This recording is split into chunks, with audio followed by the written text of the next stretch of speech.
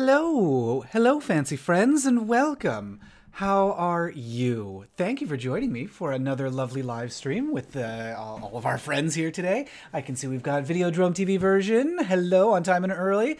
Michael's here, and Jay Fowler's lurking while working on sewing. What are you sewing? That sounds amazing. Emily Charette says hello. Mac Davis says hi, everyone. Koopka's here. Delightful. How do you like my new background, by the way? And Spagoogie Man, and Michael, hi 10 people, and John Gerard. Oh, I'm sorry, I mispronounce everything. Hello to Matthew Park, and hello to Rezel the Fallen. Yay, it's so lovely to see you all. We've got ourselves a little more organized this week. So we've got like an actual background green screen in now, but you can still see there's like, oh, it's not mirrored. So I'm getting really disoriented. There's a line right here where it all breaks. The illusion is false, like most illusions. Yeah, so hi. Dave says, what's piping? I'll tell you what. I haven't piped any. I was about to say, like, I've been making some confections that involve piping. But nothing. I have not made anything that involves piping. It maybe should have, because I made some delicious balls that the frosting did not adhere to. Anyway, that's been my baking adventure. How are all of you? Yes, I did get a bigger library. It's expanded quite a bit. Leon's getting larger. Oh, it's very hard for me because it's not mirrored, so I can't remember which direction goes which way. But yes, there are some boundaries here. We'll have to like establish, I don't know, put like, I guess if we move those boundaries over a bit, it would seem like I'm huge and like within that archway. We could do it that way, but I'm not going to mess around with it because I'll absolutely break something. Hello, Emily. Glad to catch the live show. And Cookies, yeah, pretend you have no hand. Like, oh no. Oh boy, I'm very bad at this. Oh, help. I'm feeling jubilant right now to the Ohio State football win today against Michigan. I'm not sure there are too many sports fans here, but nonetheless, well, I'm glad that Ohio made you happy. It's so seldom that Ohio can do that for somebody. So I'm glad that they were able to do that. Terry says, lol, and Videodrome says, pipes piping. Been playing a lot of Super Mario Brothers. Oh, the original 80s. Oh, well, yes, that is good. What are you playing it on Switch or on an emulator? Or like, it's had so many lives and on so many platforms at this point. And you made delicious balls. Can we have some? Says Aaron. I mean, I'll show you what I made at some point because it did not come out well. And George says a few things that I do not understand. The young did something to you there. The young somethings did something to you there. I can't remember what conduit means. No. Goodbye, my high school French. Lindsay Ellis. Oh, it involves balls? Yes, Labyrinth does involve balls. Maybe I just made Labyrinth in the kitchen. Rezel says, I moved my D&D game for tomorrow, and that's why I'm early today. Oh, good. Well, I'm glad that you were able to make it. How's the D&D game going? I remember you were giving us some details, and they were really good. Dave says, that's from an obscure web prank video. Called Longmont Potion Castle. Oh, it's so hard for me to like follow the like sub conversations that are happening in the chat. Oh, so Videodrome, you're on a SNES emulator. I see. They're starting a chapter 3 called Mysteries of the Crystalline City. The chapter is very tragic. Wait, oh, you guys are giving me recommendations already. I've got a little notebook here. I remember to bring something to write with. I'm gonna show his balls. Ooh. Wait, what was it called? Longmont Potion Castle. Longmont Potion Castle. Tell me more about that. I'll tell you what, we are going to have a special guest joining us soon, sooner than usual. The delightful Timmy Roghaar, a local burlesque and drag and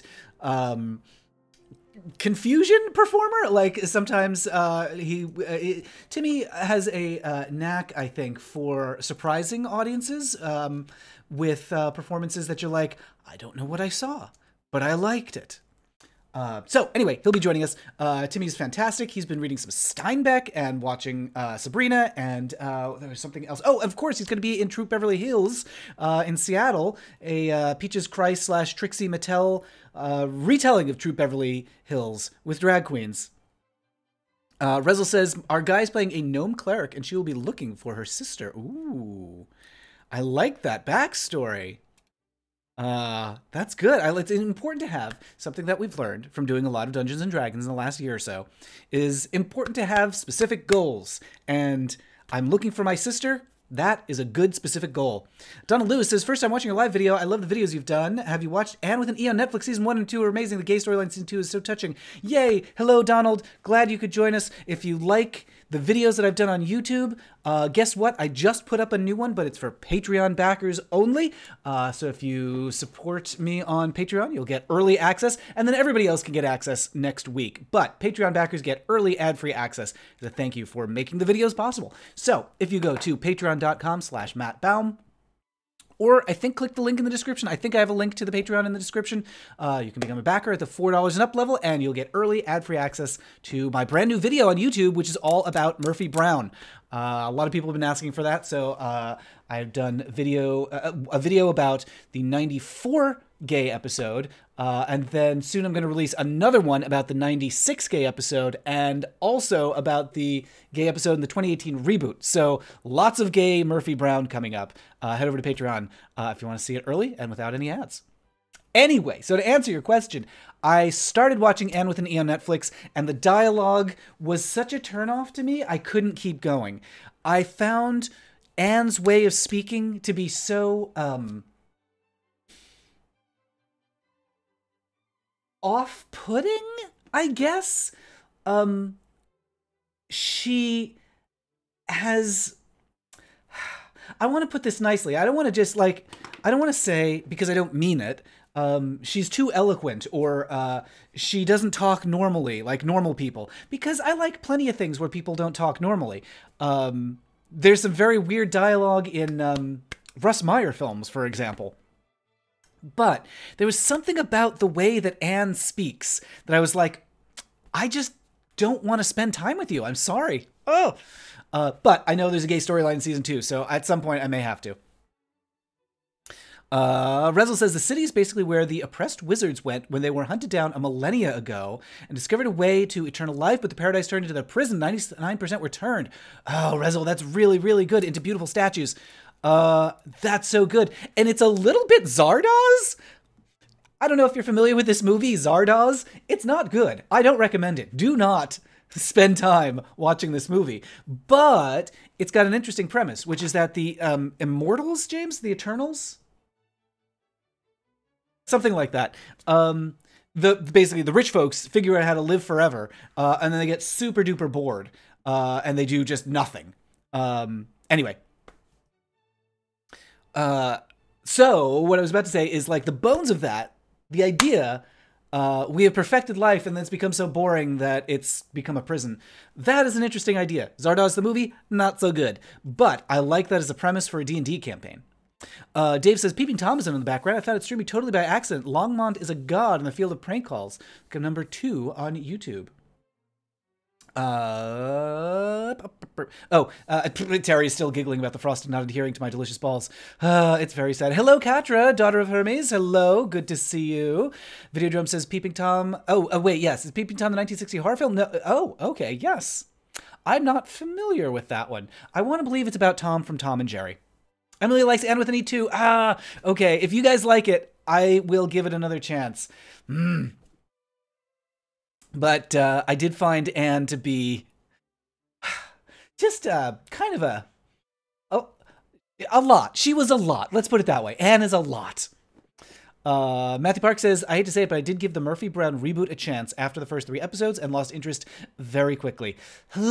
Yeah, so I talk about that in an upcoming video. So get over on that Patreon if you want to see it. There is... I'm not the first person to bring this up. John Hodgman talks about this a lot, about how nostalgia can be a toxic impulse, and longing for something that you remember from the past is not always a great thing to do, because things from the past can disappoint you. Often you remember things for the way they made you feel, not for the way that they are. So trying to recreate something from the past often is unsuccessful and far worse, because it can't give you that feeling that you want.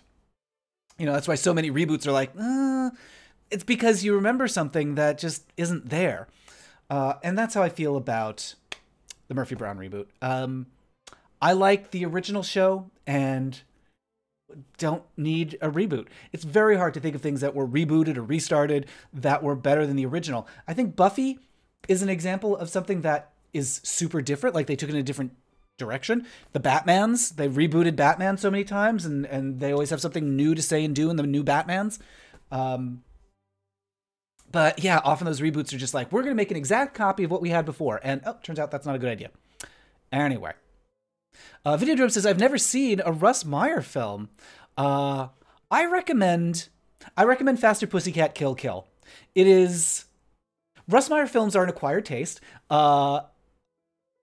They are super trashy. Sort of straight John Waters, kind of. There's an excess to them that is very fun, where, like, you know, I was just complaining about Anne with an E for doing this, so it's a little hypocritical of me to say this, but there are a lot. A little goes a long way with the Russ Meyer film. So if you like excess and too much and going overboard and lots of jiggling female bodies, you're in luck. Oh, goodness, the chat is going so fast. I'm sorry, I can't keep up with you all. Let's see. Gay undertones, says Rezel. Escaping of oppression, but I find it very hard to come up with nice endings for my queer characters. It seems so much easier for a tragedy. Just have them fall in love. A nice love. Give them a nice love story. There you go. Happy ending. I saw Zardoz' Videodrome blurred on YouTube, and I kind of want to see it again. It was beautiful. Kind of want to seek it out and watch the whole thing. Directed by the director of Exorcist 2. Yes. Ooh, there are so many things working in Zardoz's favor, and I like it because it fails in a way that is sort of spectacular, but it is also a tremendous waste of time to watch this film. Emily says, red diaper on Sean Connery, totally worth a watch, had me in stitches. But here's the thing, like, you could watch 30 seconds of that on YouTube, and you've had enough. Like, you don't need to spend, it is a long movie. It's like 2.5 hours, I think. And so you do not need to devote your life. There's so many good things you could be doing with your lives. Don't spend 2.5 hours watching Zardoz. Just watch a few highlights on the YouTubes. But yes, Sean Connery does wear a red diaper. But Reza likes the sucker. He says, I'm a sucker for tragedies, much more than happy endings. Well then, there you go. You're getting something good. Katcher says, did you get a new library? Yes. It's a fancy new background. Previously, I think on the last live stream, it was just a green screen. I don't think we even put anything in behind me. But my new background, I'm green screened into a library with lots of arches and shelves and lovely lighting and old books.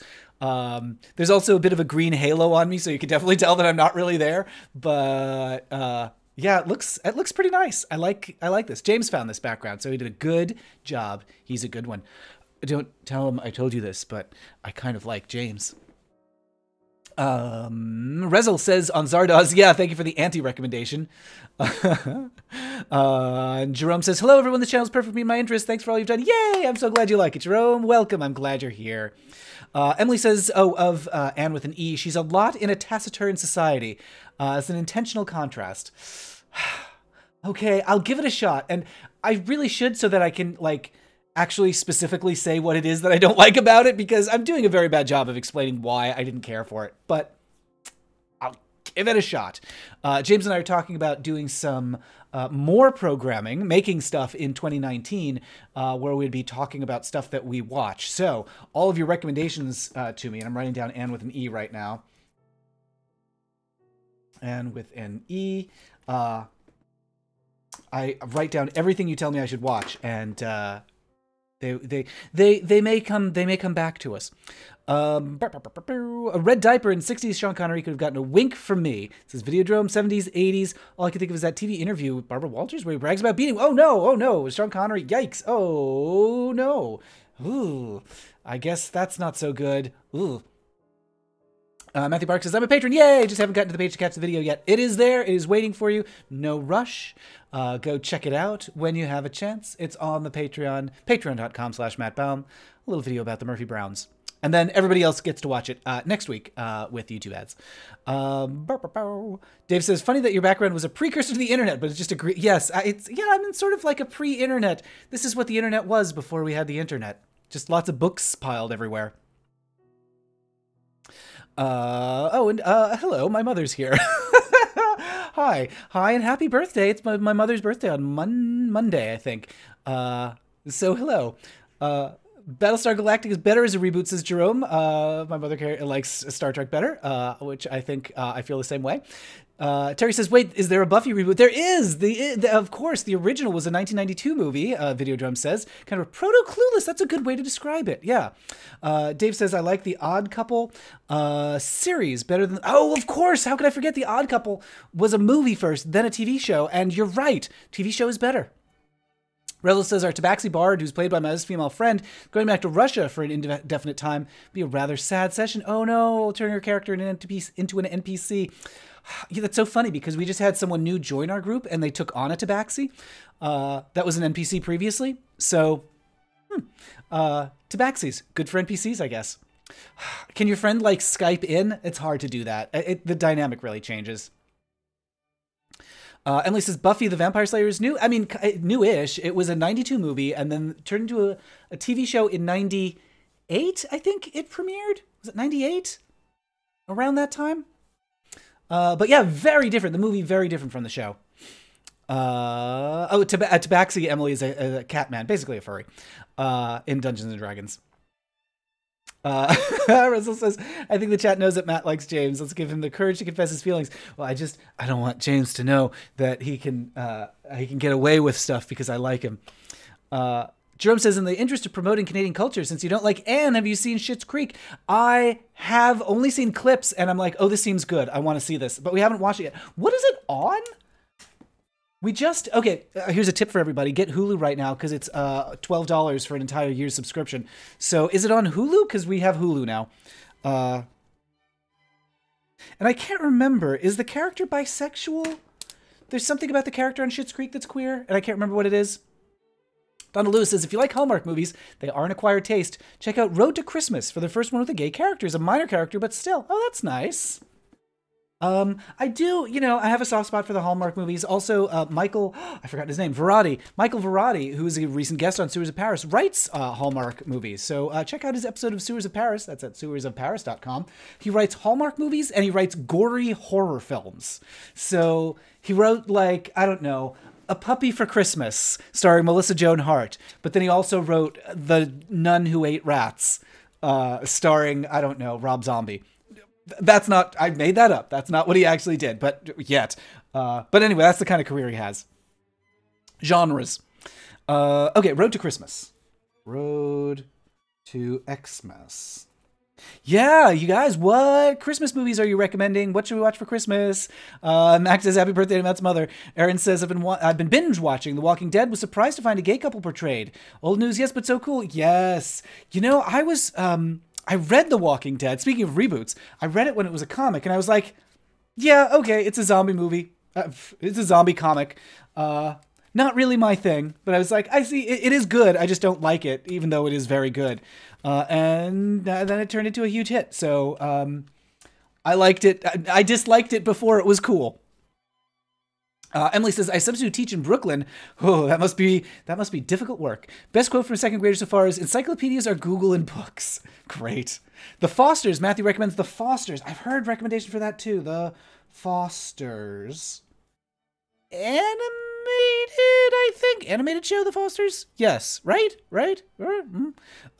Jerome says, Dave says to Jerome, I just watched a great doc called Being Canadian. Oh, that sounds really nice. Emily says, I want to say Buffy was 97. Oh, gosh. Matthew says Buffy ran from 96 to 03. Wow.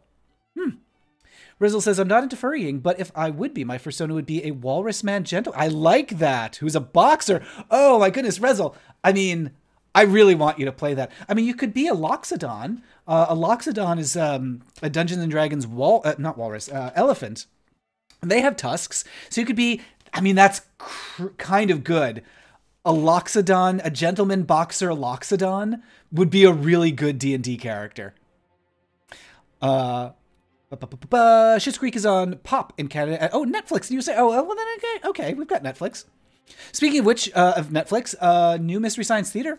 A bunch of new episodes of that just dropped this week. So we've been watching that. We watched the first one's about Mac and Me. Second one is Atlantic Rim. It's the first movie that Mystery Science Theater has ever done that is like super contemporary. It's like from like 3 years ago. And I don't think it works because Atlantic Rim, it's a ripoff of Pacific Rim, obviously, knows that it's a bad movie and doesn't care. It just is a cynical, like, let's just rip off this other thing. And it's not like even trying to be good. So the making fun of it has kind of already been done by itself. So I don't think like it works as an MST3K film. But the next one is Lords of the Deep, a weird 80s ripoff of 2001, The Abyss, and Alien, which is actually kind of good. I think like just the movie by itself, I'm kind of into, and with the riffing, it's even better. Anyway, oh, this was a tangent. I just watched it. Jerome says, I just watched it. Oh no, what did you just watch? Main character's pansexual. Oh, Schitt's Creek. And also other queer characters. Okay. Video Drum says, Rob Zombie writes all the movie he directs. I'm a horror nerd. Wow, I did not know that. Dave says, totally showing my age on the whole queer thing. I didn't know that was cooler for someone as I must not get out much. I mean, here's the thing. I think that's pretty new, like in the last decade or so. Because it used to be insulting. And a lot of like older gays don't like it because it reminds them of how insulting it was. But now people say queer, and I like queer because it's the most everybody of all the terms. Like if you say LGBT, there's still a lot of people that leaves off. If you say gay, that's even more people that leaves off. There's other acronyms people have tried, like quilt bag, which is like queer. That's as far as I could get. No, queer, unknown, intersex, lesbian, trans, bisexual, agender, gay. Whew. But that's still, like, quilt bag is a weird term to use for people and still doesn't include everyone. So I like queer. Let's see. Sorry. Emily says, if you like Zardoz, Jesus Christ Vampire Hunter. Here's the thing, though. That title makes me think that it's a movie that knows it's goofy and silly. And if a movie knows that it's bad, it can't actually intentionally... You can't intentionally be campy. You can't do it on purpose. It has to be a bad movie by accident. And a title like Jesus Christ Vampire Hunter makes me think... they probably know. Which is also a good thing. I like a satire parody. Like, I like a intentionally bad thing too, just not as much. There's only a little goes a long way on those. The Glitch is here, joining for the first time. Hello, glad to see you. Emily says it's a musical, but only 2/3 of the way through. Wait, Jesus Christ Vampire Hunter? I do like that. I do like when a movie is just like, oh, I just decided I'm a musical now. The Apple does that. Like, it's a diegetic musical at first, where meaning that the music is part of the world, like it's a concert, but then all of a sudden, like, 25 minutes in, people start like singing and dancing like it's Oklahoma, and you're like, oh, it's that kind of a musical where people just burst out into songs. Somebody says the Foster's not anime. Well, what am I thinking of? Was there something? I think I'm something like, isn't there like Foster's Home for Imaginary Friends? Maybe that's what I'm thinking of. Same show, right? Oh, Matthew Park says Christmas movies to watch in order of importance: Home Alone, Mickey's Christmas Carol, and Scrooged. I think that's a sound list. What is on... Yeah, this is a question for everybody. What is on your Christmas movie or holiday movie list? I think that's a good ranking. I might put Scrooged first. Honestly, I think I do it in reverse order. I do Scrooged. No, here's what I do. Scrooged, Home Alone, Mickey's Christmas Carol. Because I want to end on something really nice. Mickey's Christmas Carol, very nice. That was a big tradition in our house, actually. We'd watch that around the holidays. I'm very fond of Mickey's Christmas Carol with Scrooge McDuck. Video Dome says, I wish Scrooge didn't have an aesthetic I love so much. It's not a good movie, but I live for... I scrolled away. I live and die for the first 20 or so minutes. I think it's a good movie. It's got that Carol Kane character, the sweet fairy who keeps like punching him in the face. It's got some really good gags. The ending, I agree, falls apart. And there's something kind of, I can't quite remember, but there's something kind of like non-consensual at the end that is not cool. But it's like, it's the 80s, so haha, it's a sex comedy joke. But actually looking back on it, you're like, oh, this isn't okay. But anyway, I do think Scrooged is quite good. Oh, Emily watches Christmas with Santa Claus. Christmas with Santa Claus Conquers the Martians. It's just Santa Claus Conquers the Martians, starring Pia Zadora in her first film role. That is a good one. Do you watch Santa Claus Conquers the Martians, or do you watch Santa Claus Conquers the Martians, the MST3K version? Rezo recommends 2 good USSR movies for Christmas: The Workplace Romance and The Fates Irony. Translations are approximate. All involve empowered female characters before it was mainstream.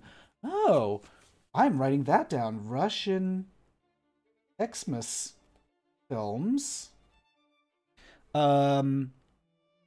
Are there English dubbed or subbed versions? Because I can't speak Russian, so it'll be difficult for me to follow. But The Workplace Romance, The Workplace Romance, and The Fates Irony. Those are great titles. BT Dubs, Rezel, was it you who's telling me about Russian Winnie the Pooh? Because I looked up Russian Winnie the Pooh, and I'm just so enchanted by it. I love it. Let's see. William Naked Lunch Burrows always referred to himself as queer. Did he? I didn't know that. Dave says, triple feature of Silent Night, Bloody Night. Yep. Christmas Evil. Yep. And Silent Night, Bloody Deadly Night. Okay. Yeah, I think that's good. That's good for what you are a fan of. Not how I would do Christmas, but it sounds like that works for you. It's ABC Family Show, 2 Gay Moms. What? That's what The Fosters is. Why am I thinking The Fosters is animated? Shannon P said, did you get to see one of the MSC3K live shows? Many years ago, we went to Riff Tracks live, and I also saw Cinematic Titanic live. But I don't think I've ever seen... Yeah, I don't think we've done the MST3K lives. I'm sorry, I'm so far behind on the chat. I'm just trying to rush through them. Charles D says, oh, it didn't notify me until you're 20 minutes in. I'm sorry about that. Actually, now that I think of it, I don't know if it notified me. Oh, no, it did. That's weird. Anyway, Shakespeare at YouTube. I never got the idea of reclaiming word. I can't think of any successful Oh, I think there have been some. I mean, queer, I think, is a good example. And I think there are others, but they're not my words to reclaim. Mr. T-Bone says, I don't think Atlantic Rim is an intentionally bad movie like Sharknado, but rather just a rip-off mockbuster like Transmorphers and Paranormal Entity. The thing is I just don't think the movie that makes it The Asylum, I don't think they care enough to be intentional about anything. It's just intentional. The only thing they intend to do is make money. And I find that really cynical and unpleasant. So that's why I just don't like any of those films. Definitely don't like the Sharknadoes. Can't watch Atlantic Rim. It's just a bummer. Videodrum says, I think the queer thing was that academic circles regarded queer as an inclusive label. Mainstream activisty people thought it was insulting. And I feel like, yeah, it's kind of queer's taking over now. Intentionally bad is Theater of Alienation. Very Brecht. Oh, I'm not familiar with that. Wait, is Theater of Alienation a title of something, or is it just like a genre? Dave says, I've been going with gay or non-gay podcast called A Gay and a Non. Oh yeah, A Gay and a Non-Gay. I'm familiar with that one. That should be on my list too of just stuff to look into. Gay, because I think I'm subscribed to it, but it hasn't downloaded recently, which makes me think maybe my feed is broken. A Garfield Christmas and a Charlie Brown Christmas. Charlie Brown Christmas, very good. Garfield Christmas, sure. I'll allow it. It's fine. It's fine. It's not the best, but I'll allow it. Donna Luce likes Elf, Christmas Vacation, and Christmas Story. You know, it's so funny. Like, I don't like any of those, but my problem with Elf is that it feels like I want it to be animated. Christmas Vacation, I just find too depressing because so many things go wrong. It stresses me out. And Christmas Story, I think I was just the wrong age when I watched. I think you need to be a kid or a grown-up, and I was a teenager, and I couldn't relate to it in either direction.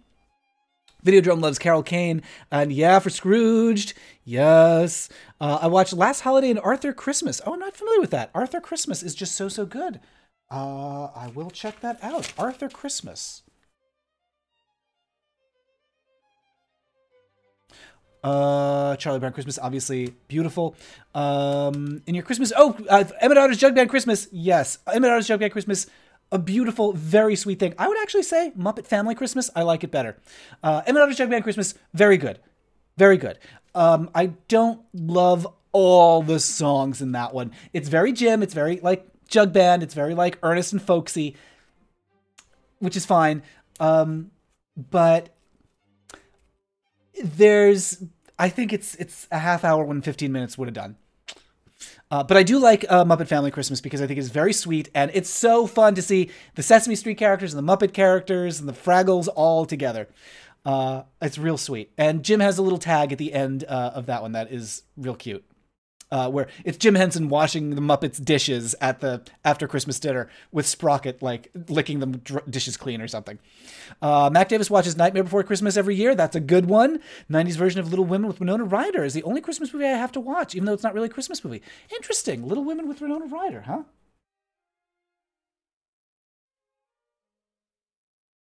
Winona. I saw a video of Branson where Silver Dollar City does A Christmas Carol, and as a musical, for some reason they flip-flopped past present ghost. Oh, that's very weird. Vincent Smith says, "Hi Matt, love your videos from New York City." Yay! I'm so glad. Hello to New York. What's going on? There's something happening in New York soon. I can't remember what. There's something I was looking at in New York, and now I can't remember what. Oh well. Brooklyn Podcast Festival is coming up in January. That's not what I was thinking of, but it's happening. Charles D says they were still past present, but their costumes were swapped. What? Big Ginger Guy was past. White Like Candle Lady was present. Did somebody just not know what costumes they were supposed to put on? Catrice says Mean Girls is a Christmas classic for me. It has that one scene with the plastic singing a Christmas song in the talent show. That's great. I love that. I love Mean Girls as a Christmas movie. That is so good.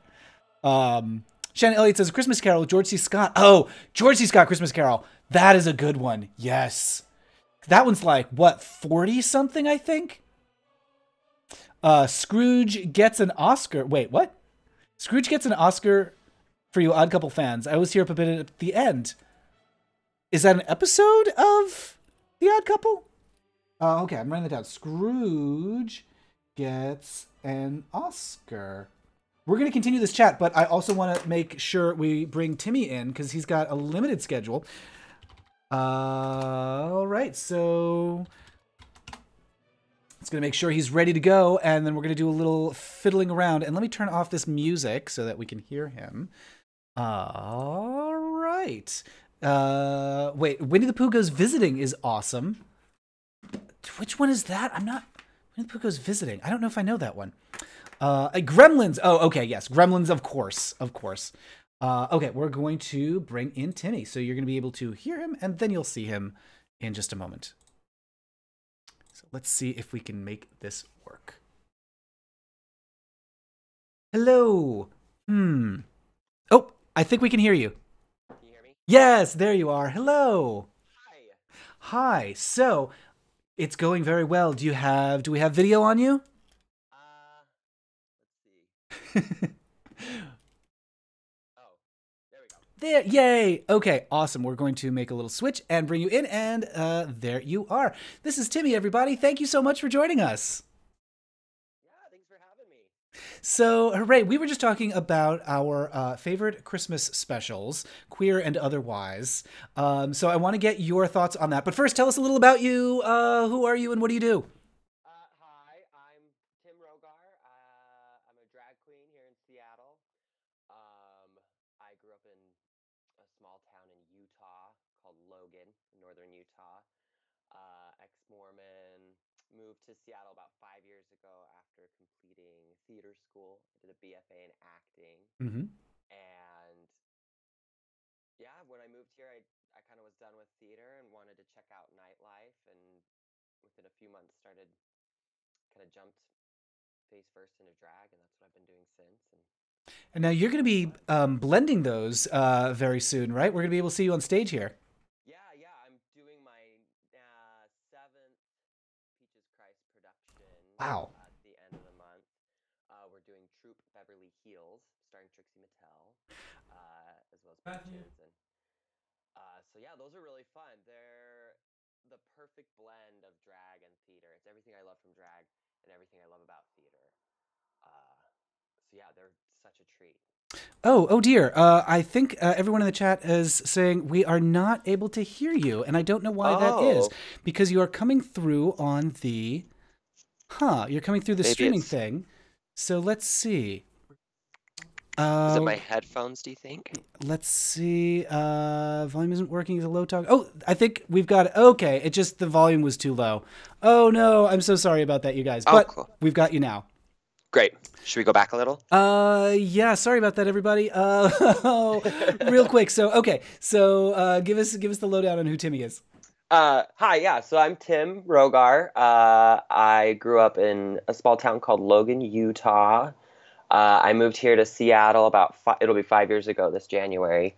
Once I finished my BFA in acting. And I was kind of done with the theater world when I finished. It just didn't quite fit like I wanted it to.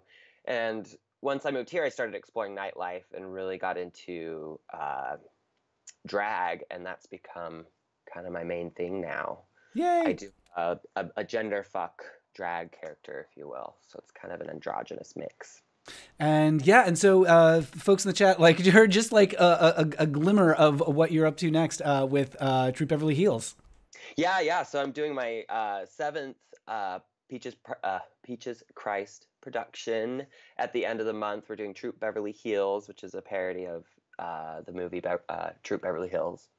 So those are so fun because I get to do everything I love about theater and everything I love about drag, but we also have so much like creative control while we're doing it.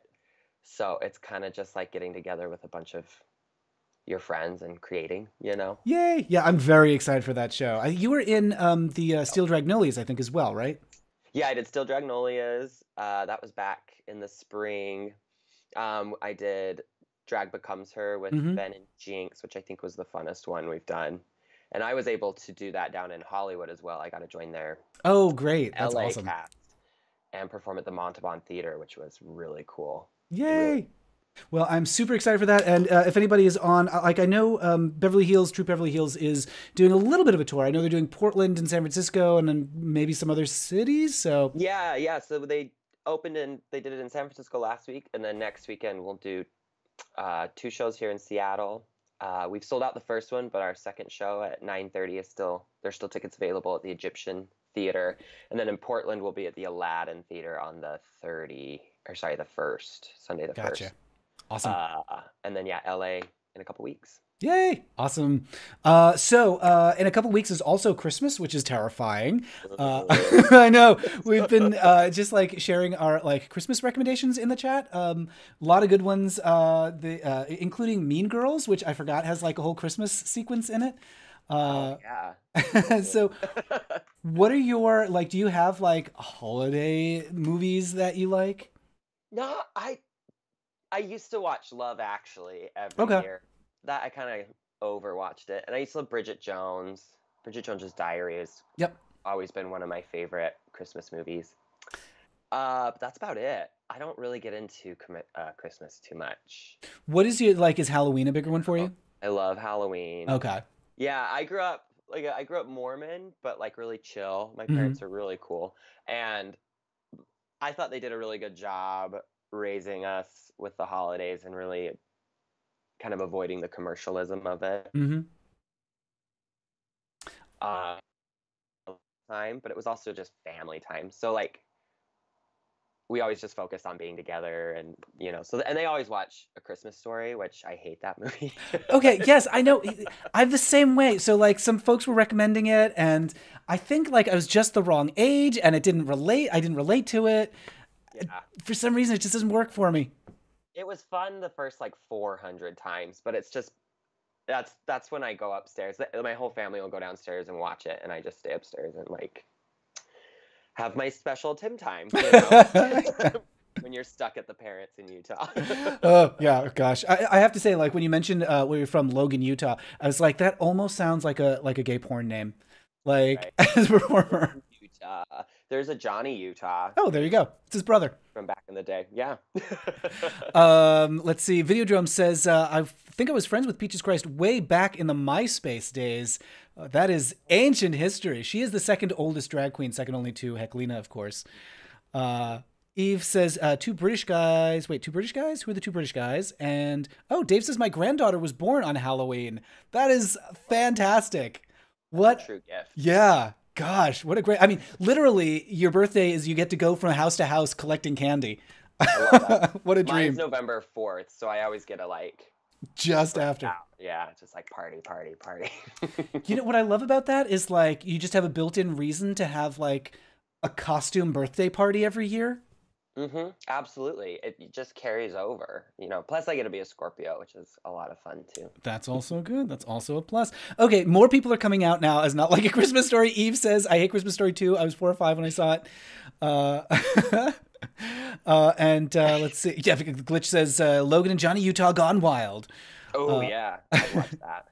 Emily says, yay, Scorpio Club. Oh, and Eve says, yes, Bridget Jones' Diary is 2 British guys. So, I mean, that is a good thing recommending it. Yeah, I love that one because it's so sad. It's so I love sad holidays, you know. there are not a lot of those. I guess there's like I don't know. I guess you could do like the 4th of July sad. You could do Secretary's Day sad if you wanted to. Arbor Day. It has a happy ending, but I love the loneliness she has to go Oh, right, the melancholy. It's very relatable. Matthew Park asks, if you love Halloween, how do you feel about Hocus Pocus? Which is so funny that you ask that, because right now the video is cropped in a way that viewers can't see what is directly behind you. But there's, I'm going to adjust the screen a little bit, because there's literally a Hocus Pocus poster in the corner of the room behind you. That's that's from Hokum Pokum. This is another Peaches show, and Hocus Pocus is one of my all-time favorite movies ever made. That is another one. I used to watch it year round as a kid. That's got, I mean, first of all, such an amazing cast. So good. Iconic. How old were you when you first saw it? Because I feel like that's another one that you have to see at the right age. Yeah, I remember it came out. We lived in Canada for a couple years when I was a kid, like 3 years. So I remember my parents recorded it off the TV then. So we had a VHS recording of it. So I was at least 5, probably 5. Okay, yeah, I think it came out in '93, right? That sounds about right. Maybe we were in Utah by then, but yeah, I mean, of course, as like a little gay boy, you're gonna love anything Bette Midler does, you know. There's just something about it, like the siren song of Bette. My big brother. So I'm one of 6 kids, and there's 5 boys, but I only have one big brother, and he caught me when I was 7 or 8 singing her song in the bathroom like, over and over. Sarah Jessica Parker's song when she's flying on her broom. Oh, right. Yeah. I mean, they're all like, it makes me wish that the movie was more of a musical than it is. Like, there's that big I Put a Spell on You at the end, but like the cast. So you've got Bette Midler, you've got Sarah Jessica Parker, you've got Kathy and Jimmy, right? Yeah, totally. Yeah. And then like, and then what's his name? The director. I can't believe I've forgotten his name. The guy who did High School Musical and who directed it? I don't know. I can't believe I've forgotten his name. He's what is it? Oh, it's Kenny Ortega. Ortega. Yeah. So he, a big musical theater guy, he in the 70s was in the touring production of Hair. And when they got to North Carolina, there was like almost a riot because this group tried to storm the theater and do a citizen's arrest of the entire cast for putting on an obscene show. So holy shit! I know. Over Hair. There's some nudity, right? There's a little nudity, and it says some like blasphemous things. Yeah. So, gosh. Whatever. So, right, yeah. So anyway, so that's the director of Hocus Pocus. Big background in musical theater. He's a dancer, obviously, by trade. Oh, he was also, James, am I making this up, the choreographer? I am. I'm absolutely 100% making this up. He's not the choreographer of The Apple. Never mind. I have like a fact checker just off camera for me. Oh, good. That was Nigel Lithgow who choreographed The Apple. More useless knowledge you will never need. Good to have. Videodrome says, I'm sorry, but and he says, you don't have to tell Timmy I'm saying this, but I think it needs to be said. Not a fan of Love Actually or Bridget Jones. You know, those are others that, like, you know, if they come along at the right time, I think you love them. But like you were saying, Tim, you know, you can overdo it with those. Yeah, and I did. The more I watched Love Actually, the more absurd it got, and the more like the romance died really fast on that one with me, I guess. Yeah, the way that people treat each other in the movie is also, like, if you think about it, like, not super great. So yeah, it's not. It's like weird. It's all like it's too. What am I trying to say? I think the tactics they use to create that story become very transparent, once you Yeah. watch it a couple of times, you're like, oh, it's all just, they're just stacking ironies on ironies, and Yeah. it's like a formula for, it's like a chick flick formula, I guess you could say. Right. It's just so much of it. Like we were talking about Russ Meyer earlier, and like how sometimes over the top is a good thing, and sometimes it's exasperating or exhausting. And I find Love Actually a little exhausting.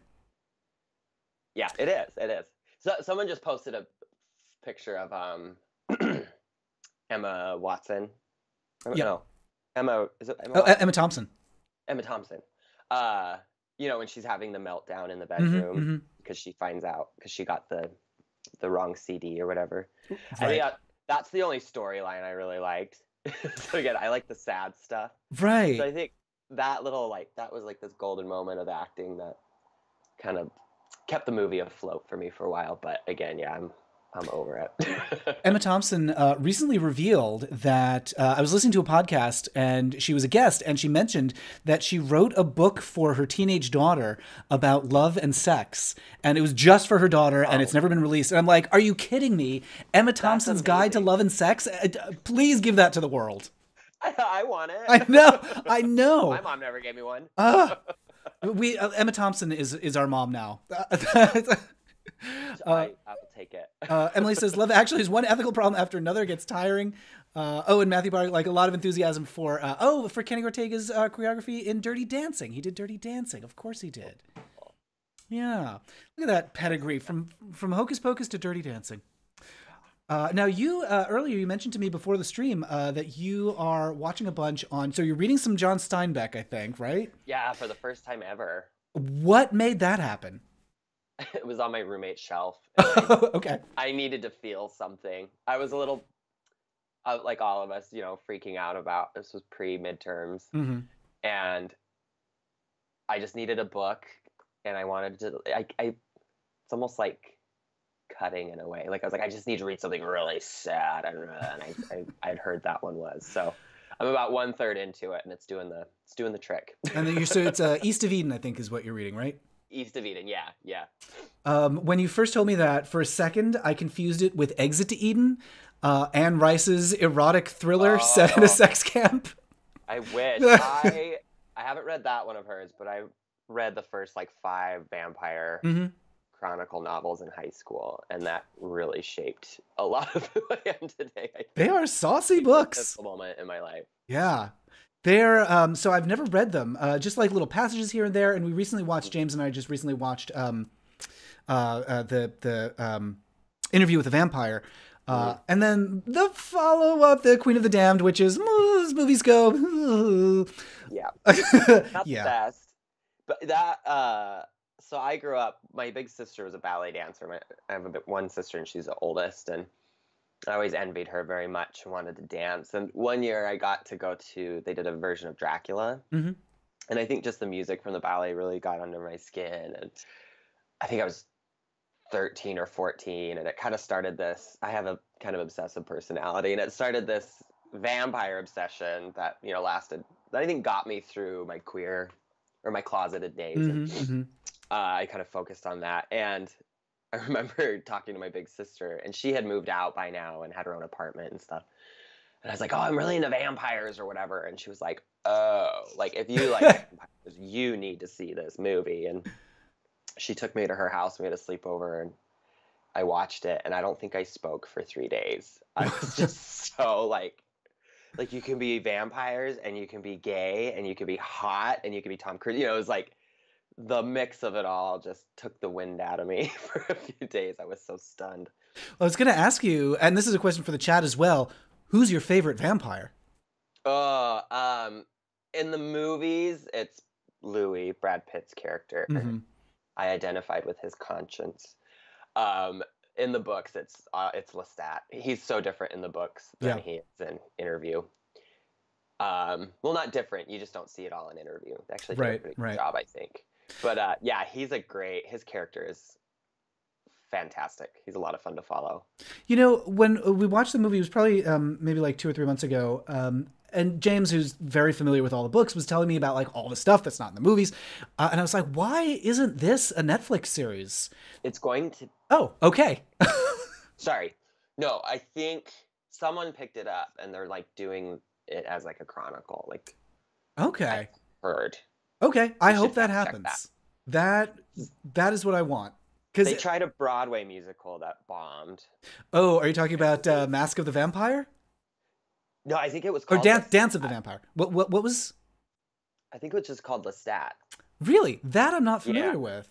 And I think it just previewed. I know it like Oh, the posters were up in Times Square, but that's one we should check too.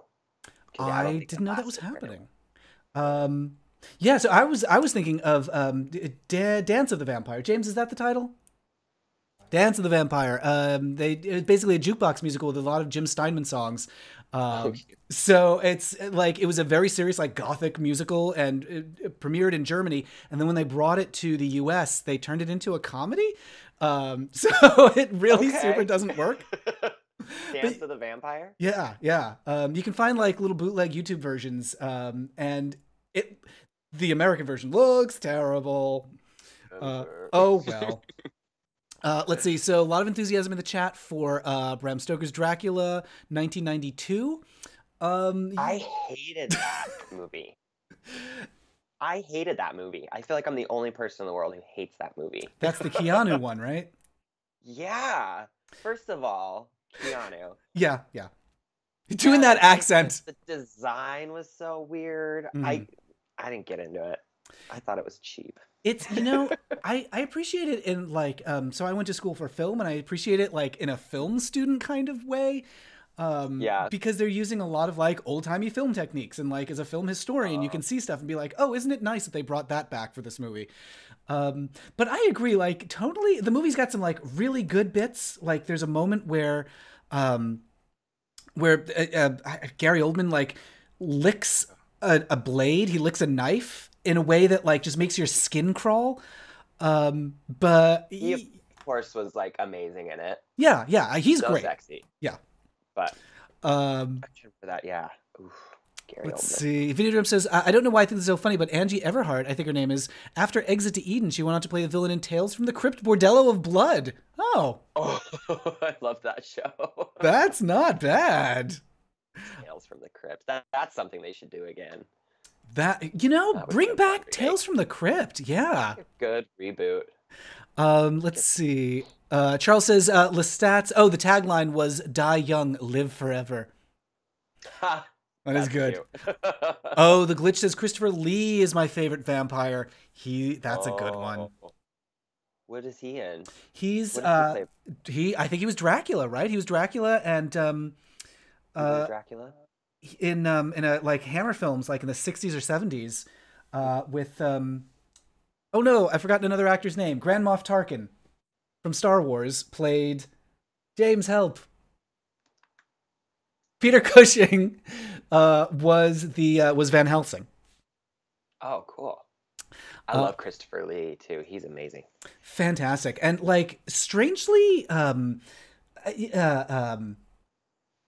like a really strange military career that like he can't really talk about, which maybe really? it's just him being theatrical about it, like, oh no, I can't tell you what I did in the war. But or maybe he actually like killed a man, who knows? Yeah, or it's like I get a bit of a dramatic vibe from him for sure. That's intense. Oh, now I want to know. Let's see. Videodrums watched so many vampire films the last year and a half. Shannon loves Abraham Lincoln Vampire Hunter. Dave Rendon loves Salem's Lot. Favorite vampire in film is David Powers, says Matthew Park. From The Lost Boys, okay. Played by Kiefer Sutherland. Oh, Yeah. I just watched that a couple weeks ago again. That's a good one. Such a good one. There's, first of all, this shot only takes like 3 seconds. It's only up on screen for 3 seconds. But the saxophone man with the tights, do you know the shot that I mean?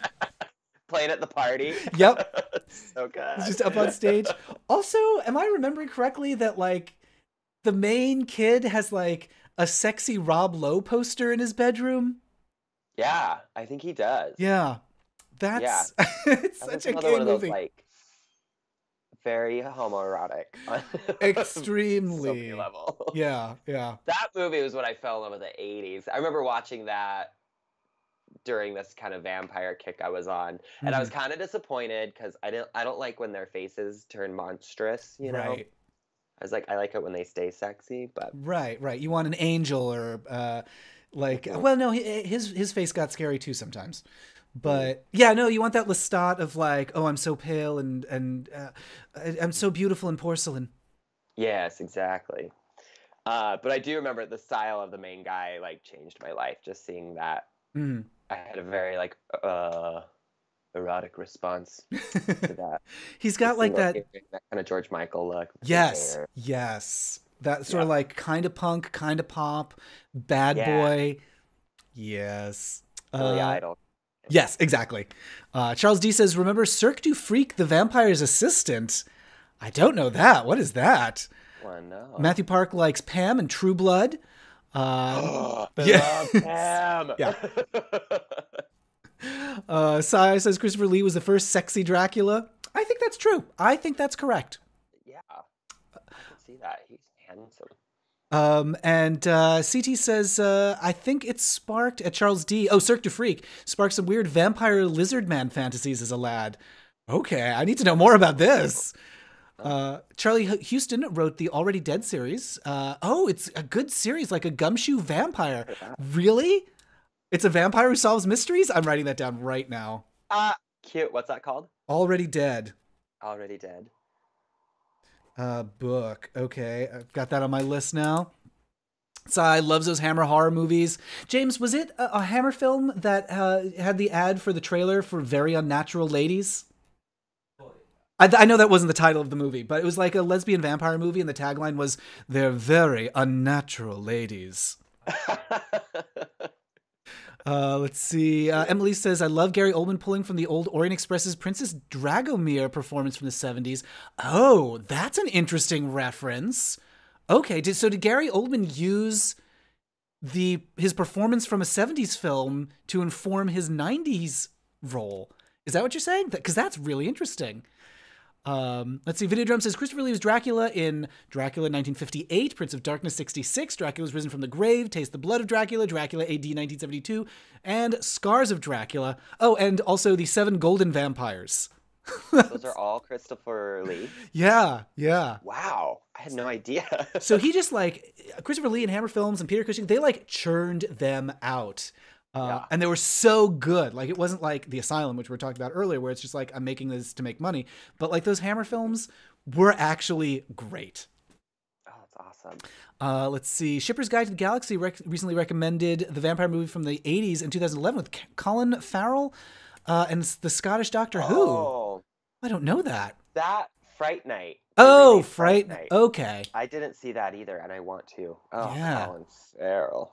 Ooh. Videodrum also recommends Christopher Lee as Dracula in the Satanic Rites of Dracula. Look at so many. Seriously. Let's see. Billy likes Joaquin Valentine from Shadow Heart's Covenant. Don't know that one. That's a video game. Let's see. Cirque du Freak was amazing, says Mac Davis. Hated the movie, loved the graphic novels. I will check that out. Cirque du Freak. I've got that on my list too. Oh, and Dave Rendon suggests a vampire pro wrestler named Gangrel. Wow. Okay, I'm writing that down. Gangrel. And let's see. Cirque du Freak was a young adventure horror stories. In the first books or two, main character is part of a circus and is close friends with a boy with scales. Huh. Okay. Oh, Lizard Boy. Yeah, that sounds really cute. It does. I like that a lot. So we were speaking of spooky scary. You also mentioned that you were watching Sabrina. Yes. So did. Sell me on Sabrina, because like I started watching Riverdale and I was like, this show is a lot of work and it's taking a lot out of me. I'm just emotionally exhausted. But I'm hearing a lot of people tell me that I need to see Sabrina. If you liked Riverdale, I loved the first season of Riverdale and started the second and felt the same way. I don't even think I finished the first episode of the second season. I was like, I'm done. I've done this. Okay. But yeah, I didn't really think I'd get into Sabrina, and my younger brother, who's also gay, kept pushing me to keep. He's like, no, you just keep watching it. Just keep watching it. So after like I think the second episode is when I was officially hooked, and then by the end, I was so glad I watched it. Yeah, I thought it was just a fun new story or new take. I guess. Fun is definitely what I'm looking for. Like, yeah, it's fun. It's absurd. It's campy. It's yeah, it's like everything I love from Riverdale, and then you throw in Satanism. So it's just like unabashedly satanic, which I think is our culture needs right now. You know, I think with what our country's going through, we need to see that like there's more to the world than Christianity. You know, it needs a little like be gay, do crimes. Yeah, exactly. And there's a lot of that in Sabrina. And I guess it's not very accurate. I've been hearing a lot of talk about the true Church of Satan has threatened to sue them or whatnot. But I think just as far as a really fun story, it's definitely worth watching. So a departure from Melissa Joan Hart. Yes. Quite. Is she like I was hoping like is there a cameo for her in there somewhere? No, I heard she's like really conservative. Oh no. And no. Yeah, they had no nod. Like they had a Salem, but he didn't talk. He was a really small character. And then the two aunts that she lives with you don't really know their story, and like one's British and one's not. But they're what sold it for me. Miranda Otto plays the stern aunt, and her performance is unbelievable. Okay. It's gold. She's so good in it. So yeah, it's just it's like so much darker than the Melissa Joan Hart one, you know. I like that. I like a mysterious British lady. Yeah, and it's gory. I love gore. Oh, okay. Gory, and it's funny. It's so queer. Sounds good to me. It's kind of like interviewing with a vampire when you pass into this witch's world. Sexuality is a lot more fluid. Gotcha. Okay, that's exciting. And like one of the main characters is gay. I like that, like especially when you look at like where Sabrina was. Emily in the chat points out that it was originally in the Archie comics. I mean, watch like Sabrina from like the 70s or so, like the animated Sabrina. It's oh boy, it's different. Yeah, I haven't seen the animated one, but I do remember the 90s one and it just being super quirky and silly, right? I mean, it's just kind of she's in high school and trying to be normal and whatever. Right. So I like that this one, like the way you're describing it sounds like it's sort of a, not attack exactly, but it's like a rebuke of just the way the world is right now. Yeah. And Videodrum says, yeah, capitalism has got to go. Eve says capitalism is a true barbarism. More vampire recommendations still coming in. A Girl Walks Home at Night, the world's first Iranian vampire movie. Oh. Yeah, I've heard the name, but I haven't watched it. I'm putting on thing, Girl Walks Home. I remember when the trailer came out. It's black and white, I think. The film is black and white. At Night. And you know what I just remembered too? Have you heard of, it's called Valerie Lives for a Day? No. I think it's Romanian. Okay. And I'll look it up and send you the details. Valerie Lives for a Day. I saw it once when I was like 18, and it's a beautiful film. And she finds out her whole family are vampires. Oh, okay. And it opens with her having her period in this field of wildflowers. She has her first period. It's really beautiful. That is it's really strangely compelling. As she like becomes a woman, she starts to learn that I think it's her grandmother that she lives with is secretly a vampire. Okay. It's really good. And I love that it's Romanian, right? I think so. Okay. Valerie Lives for a Day. All right. I've got it on my list. I watched it with Suspiria. It was the guy I dated. It was like, you have to see these two movies. That is such a good double feature. Right. Zanrai Kid says, if we're talking beautiful vampires, the anime Vampire Hunter D, of course. Post-apocalypse science fiction films about half vampire wandering the waste hunting other vampires. Ooh. Oh, Videodrum says, is it Valerie and her Week of Wonders? That's what it is. Valerie and her Week of Wonders. And Week of Wonders. For a day is something else. I think you're right. Yeah, Something Lives for a Day. Does sound familiar? Miss Pettigrew Lives. That's it. Yes. That's what I think. Totally different. Not a vampire film. Movie too. Yes. Charles D says, the credits to Sabrina have to be updated to include that the statue is licensed by the Church of Satan. That's really funny. That's right. Let's see. Yes. Oh, and we get, Valerie and Week of Wonders. And Emily says, The Hunger, recommends The Hunger on Prime right now. I don't know that one. The Hunger. Well, I thought we were like going to compile a list of like holiday films, but I love that we just got like sexy vampire movies instead. Right. A sexy vampire for Christmas. That's my Hallmark film. Works for me. And it's Czechoslovakian, Valerie and her Week of Wonders, according to Eve. Maybe Suspiria is Romanian, and that sounds about right. So a bunch of people recommending The Hunger, so let's do it. And Emily says, cool. Did you see Chasing Amy? No vampires in that, I think, but a fine film. I think that may not actually hold up, but maybe it does. Is that where Amy's lesbian and two guys are trying to... Yeah, it's the Kevin Smith film from 95-ish. I think I saw that once. And so we're just getting like a lot of like scary movie recommendations now. Matthew Park says, Death Becomes Her. Not exactly a horror film, but like what a feast for the eyes. Mm-hmm. That is the first movie to have computer generated skin. Death Becomes Her? Death Becomes Her. Yeah. Wow. I didn't know that. Yeah. That was one of the few like bad movies we were totally allowed to watch. Oh. Time as kids. Yeah. Like Death Becomes Her is forbidden, but I mean, it's got Meryl Streep. It looks like a family film. I'd say it's like... my mom, I think she has like a... If Meryl Streep or Jodie Foster in it, it's fine. Good. It's up blinders for them. The mark of approval. Somebody just was tweeting about...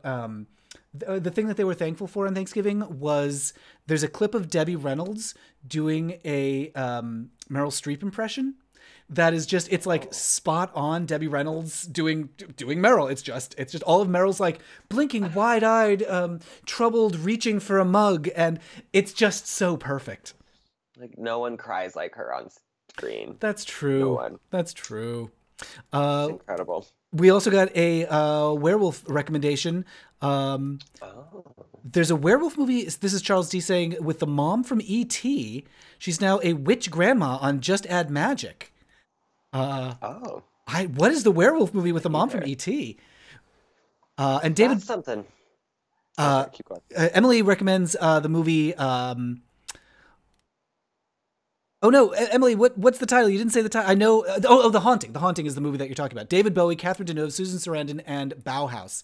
Yes, The Haunting, 1983.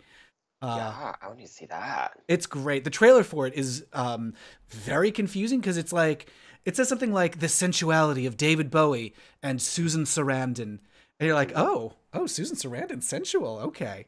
Yeah. I'm into that. Eve says iRobot is that you're saying on Horror FX I saw iRobot, but it was compelling and wintry. So is iRobot your like Christmas film? Your cozy up. Matthew asks Tim if Silence of the Lambs would be okay in your home if Jodie is like the stamp of approval. No. That was... Well, I remember my parents talking about it, but that one may have been too real for them to let us see. I watched it at a friend's house in elementary school, and we were eating spaghetti, and it fucked me up. That when they found her body, I think we turned it off. Oh, they were right. Examining the first body. Yeah, don't watch Silence of the Lambs while you're eating. That's eating spaghetti. Yeah, no. Yeah, that wasn't one we watched, but sometimes. So like, or when I was growing up, was like rated R movies. You just don't watch rated R movies, and then PG-13 movies you can kind of like pick through and whatever. But it also depended on if it was like a comedy or a horror. Like what my Right. mom would put up with, I guess. Right. Yeah. Silence Anyway. of the Lambs has a lot, a lot to make a parent say, "Ooh, I don't know." I mean, to be honest, like I don't know if I would want to put a child down in front of Silence of the Lambs. Yeah. I think the campiness of Death Becomes Her saved Yeah. that. CT asks, Well, go ahead.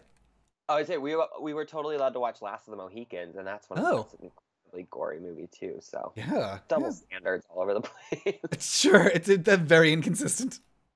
Yeah. Let's see. CT says, any experience with Vampire the Masquerade?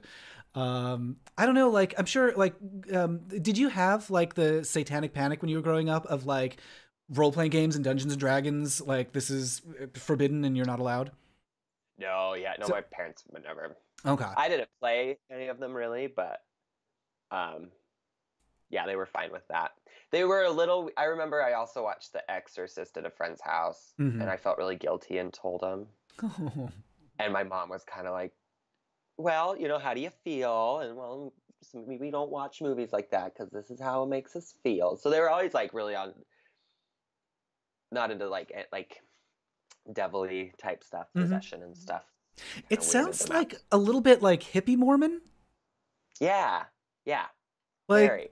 They were very like they weren't concerned with rules as much as just doing the right thing. okay, that's good. So There's, it's nice to like be in it for the values rather than like exactly. I think because my we mom said says a so. lot these days. Once my little brother came out, Hmm. everything just a lot of things changed, and especially since then, she's been very vocal about loving the gospel, but not so Mm, much church. So she has a right, hard time with the Utah culture and right, the right. conservatism. She's pretty liberal for as far as LDS folks go. It's like that saying, Jesus, grant me the grace to tolerate your followers.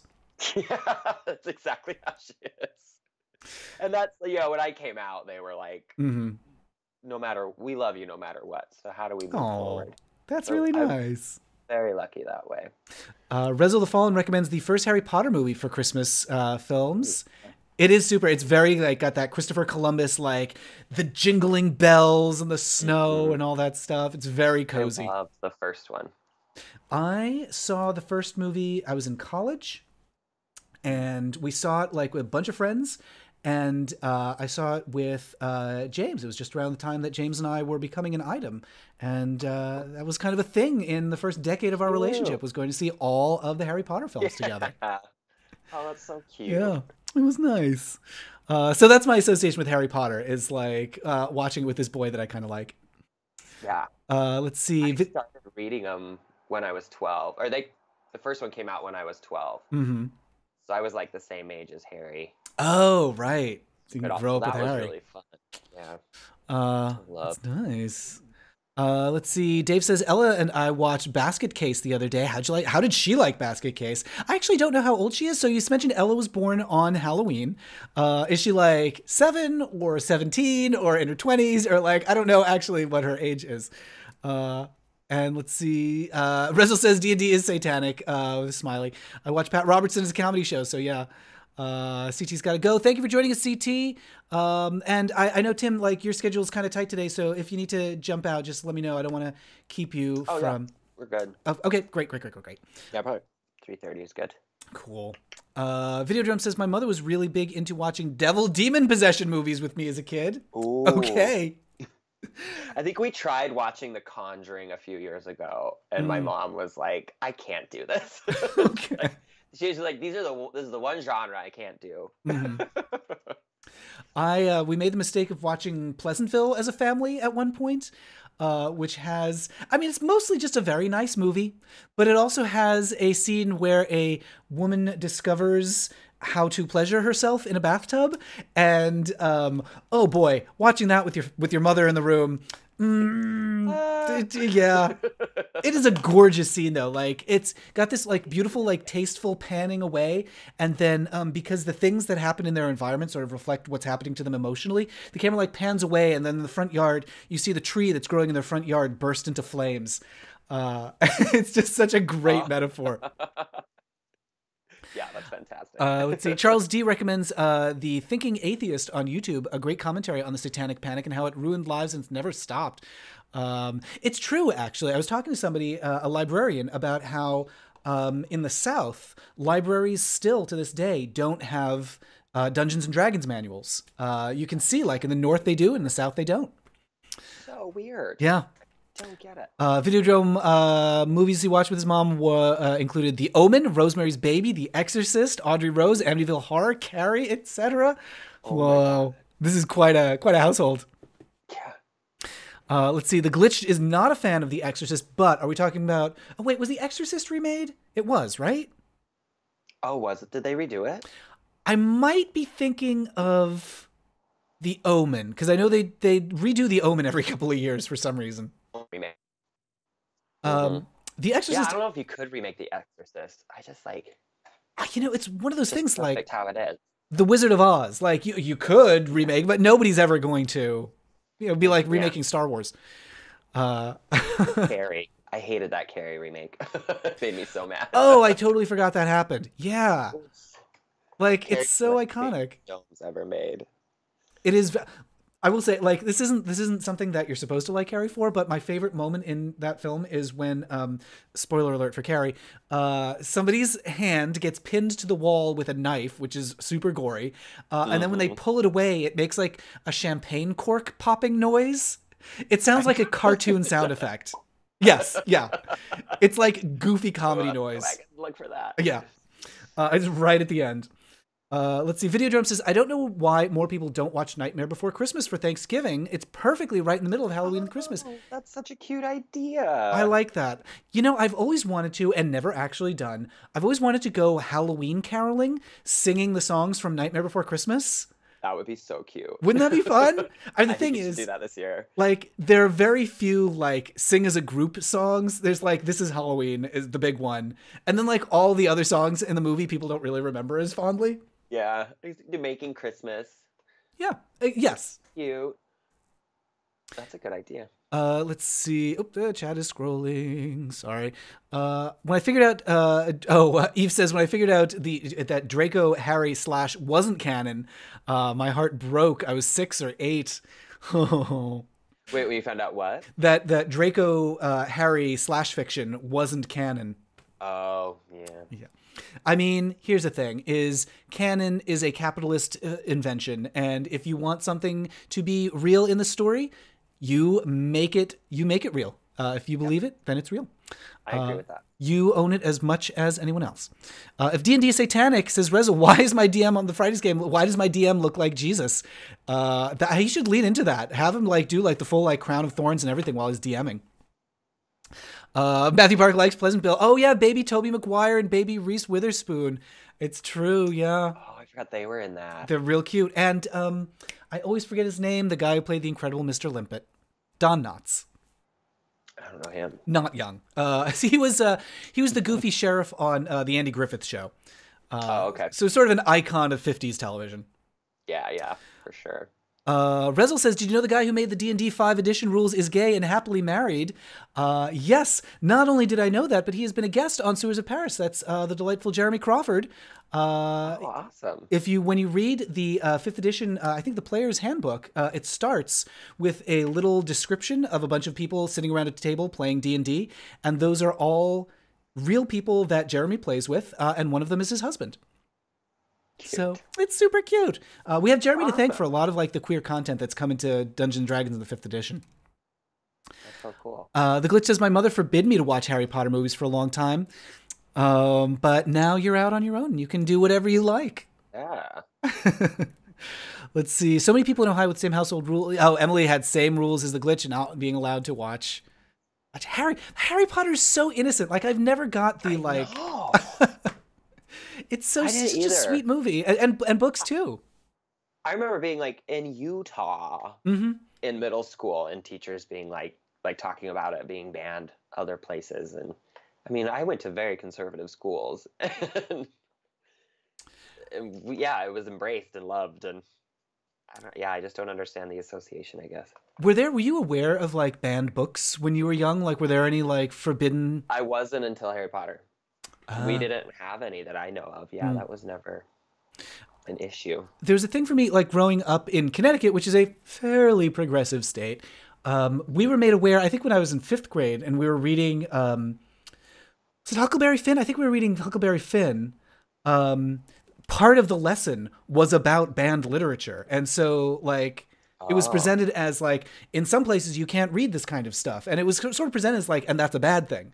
Which, like, I look back on it, I'm like, that's very progressive for, like, the late 80s. And I'm really grateful for it. And, like, how did that teacher get away with that? yeah, that's so cool. Yeah, it never came up while I was in school. I remember I read a crazy satanic book. Oh, I can't remember what it's called now. I think it was by Joan Lowry or something. Mm-hmm. But it was like a family being possessed, this haunted house. And Yep. I remember doing a book report on it in 8th grade. Okay. Okay. Great. The teacher was like, okay. That's What are you awesome. reading? I love, like, who knows what teachers interpret from their students, but I have to imagine that teacher, like, got that and was like, I think I see a trajectory Yeah, clearing through right. the fog for this child. Yeah. They saw that a lot. I used to work at a theater camp when I graduated from college for middle school kids. And, there were times when I would sit around with the other advisors and we would talk about the kids and be like, oh yeah, these two in a couple of years they'll be coming out, and this one's got a lot of drama about like the she's going to be one of those people who not to gossip too much about children from 1999 Southington, Connecticut, but there were some girls who had a rich girl, like they were like the parody of the mean rich girl. This is before the movie Mean Girls came out, and so we would have had that as a point of reference. But we gossiped so much about those kids looking back. That's what you do, though, Yeah, right? yeah. Uh, Let's see. Dr. History says Father Brown on the BCC has some queer characters, and A Study in Scarlet was banned in 2011. I'm not familiar with A Study in Scarlet. And Dave says, every time I hear Utah, I think of Gary Gilmore. Is that a character from Gilmore Girls? I don't know who that is.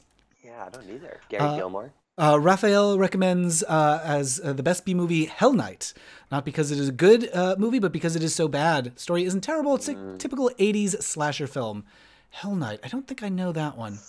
Oh, it's got Linda Blair in it. Oh, cute. Apparently it came out in 2000 on DVD. Anchor Bay obviously released it. Terry says that the reason that Harry Potter was banned is because they don't get punished for using magic. Most of the less wholesome stories have downsides for being or using magic. Okay, so because it made magic a good thing, that's why people wanted to ban it. It was wow. Yes. Weird.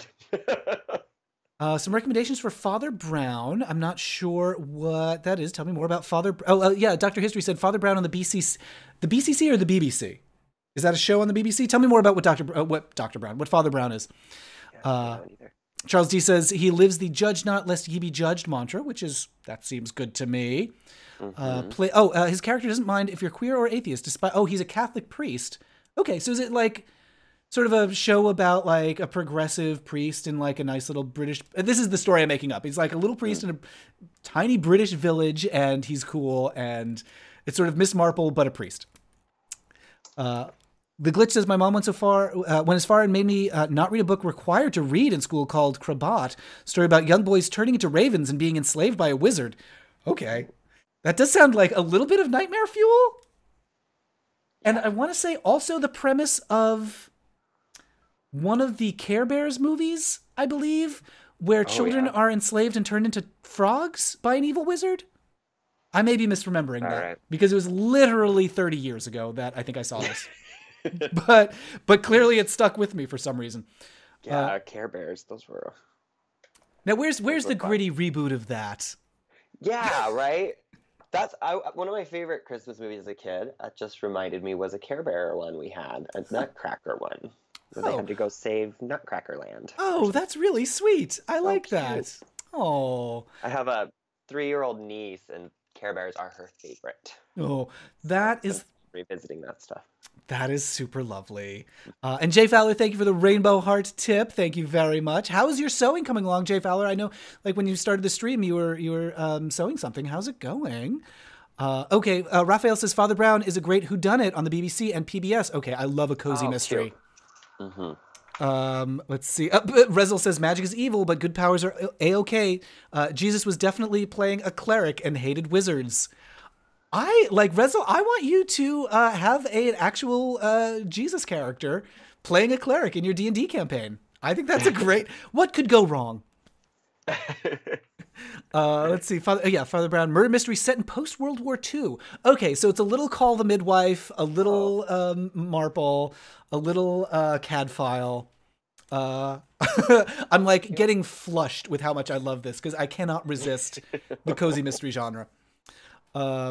Rezel says it's like the Raven movie was like Franz Kafka, like when the guy was turned into an insect. I can't remember. I can't believe.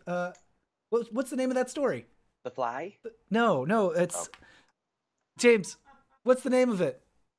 He's laughing at me. It's Metamorphosis. That's it. Oh, I haven't seen that either. Yes, that's Nightmare Fuel. Yes, it's a predecessor to today's Animorphs. Franz Kafka's Animorphs. Let's see. And yes, Charles says it's set in a quaint English village. Funniest moment of the show is when one character who is known to scream when seeing a dead body gets, beaten to the punch by another character. Okay. I'm super down. I love a Murder, She Wrote, so this sounds great. Oh, Videodrome says, what's Care Bears? Or Scare Bears. You typed Scare Bears. Is that a typo for Care Bears, or do you want Scare Bears? Scare Bears sounds fun. It's just a live action remake of Care Bears, but they're played by actual bears. And they're mean. They eat you. Dr. History says a study in Scarlet, of the Sherlock Holmes series was banned in 2011 because it had an anti-Mormon message. Really? I don't remember that. Really? Huh. Raphael recommends. Tim, are you familiar with this? The He-Man She-Ra Christmas special? No, I'm not. I highly recommend. It is so good. It's 80s, super schlocky. There's a scene where Skeletor has to rescue two children from Earth and their cute little pet. And they're walking through like this ice field, and they're telling him, the two children from Earth are telling Skeletor about Christmas. And it is the sweetest thing. And he's like, and do you fight over presents? And they're like, no, it's fun. He says, fights are fun. I like fights. It's so lovely. That's cute. That's what I didn't. Oh, say that again. You glitched a little bit there. He-Man. You said you missed. That's one I haven't watched growing up. Was the He-Man series. That's another one where like familiar with it. A little goes a long way. So it's not great. So you don't need to be like, all right, I'm committed to like binge watching this entire series. Because the whole thing in one day. It was just a toy show, but it's got some good like pedigree. J. Michael Straczynski was one of the creators and showrunners, I think, who went on to do like Gargoyles and Babylon 5 and like a lot of real stuff. So like every now and then you get a glimpse of something kind of cool in He-Man. Yeah, that's awesome. Jay Fowler's making pajamas for myself after all the Nutcracker madness. Oh, that's right. I think you were saying like you had to do like Nutcracker outfits for your kid for a ballet. Am I remembering that correctly? Oh, cute. Dr. History says Scare Bears is the rated R version of Care Bears. Matthew Barks, oh God, it says it sounds like a vampire-themed porn parody. There's so much happening in that idea. Like it's getting better every second. Yes. Yeah, you know what? And Dave Rendon suggests Naked Lunch. Let's combine those Scare Bears in Naked Lunch. It's a vampire-themed porn parody based on Franz Kafka's Metamorphosis. Perfect. So how many things can we put in? Yeah. Let's see. Dave says that's my gritty reboot. Rezel says, actually on my Fridays games, we came to a conclusion that we are a cult. We gather, throw strange dice, weird rituals. The DM said that the only difference is he isn't profiting from it. Not yet. Yeah. Dr. History says the main villain or killer of the book, in A Study in Scarlet, was Mormon, but he was a bad guy Mormon. Huh. Those can exist. So yeah, just the anti-Mormon propaganda. And the BBC, Charles says, updated TV series to be A Study in Pink. And that's fascinating. I didn't know about all that like backstory. Oh, Raphael says He-Man was the first character to give you the flutters. Oh, he does have very prominent thighs. Yes. Yes, he does.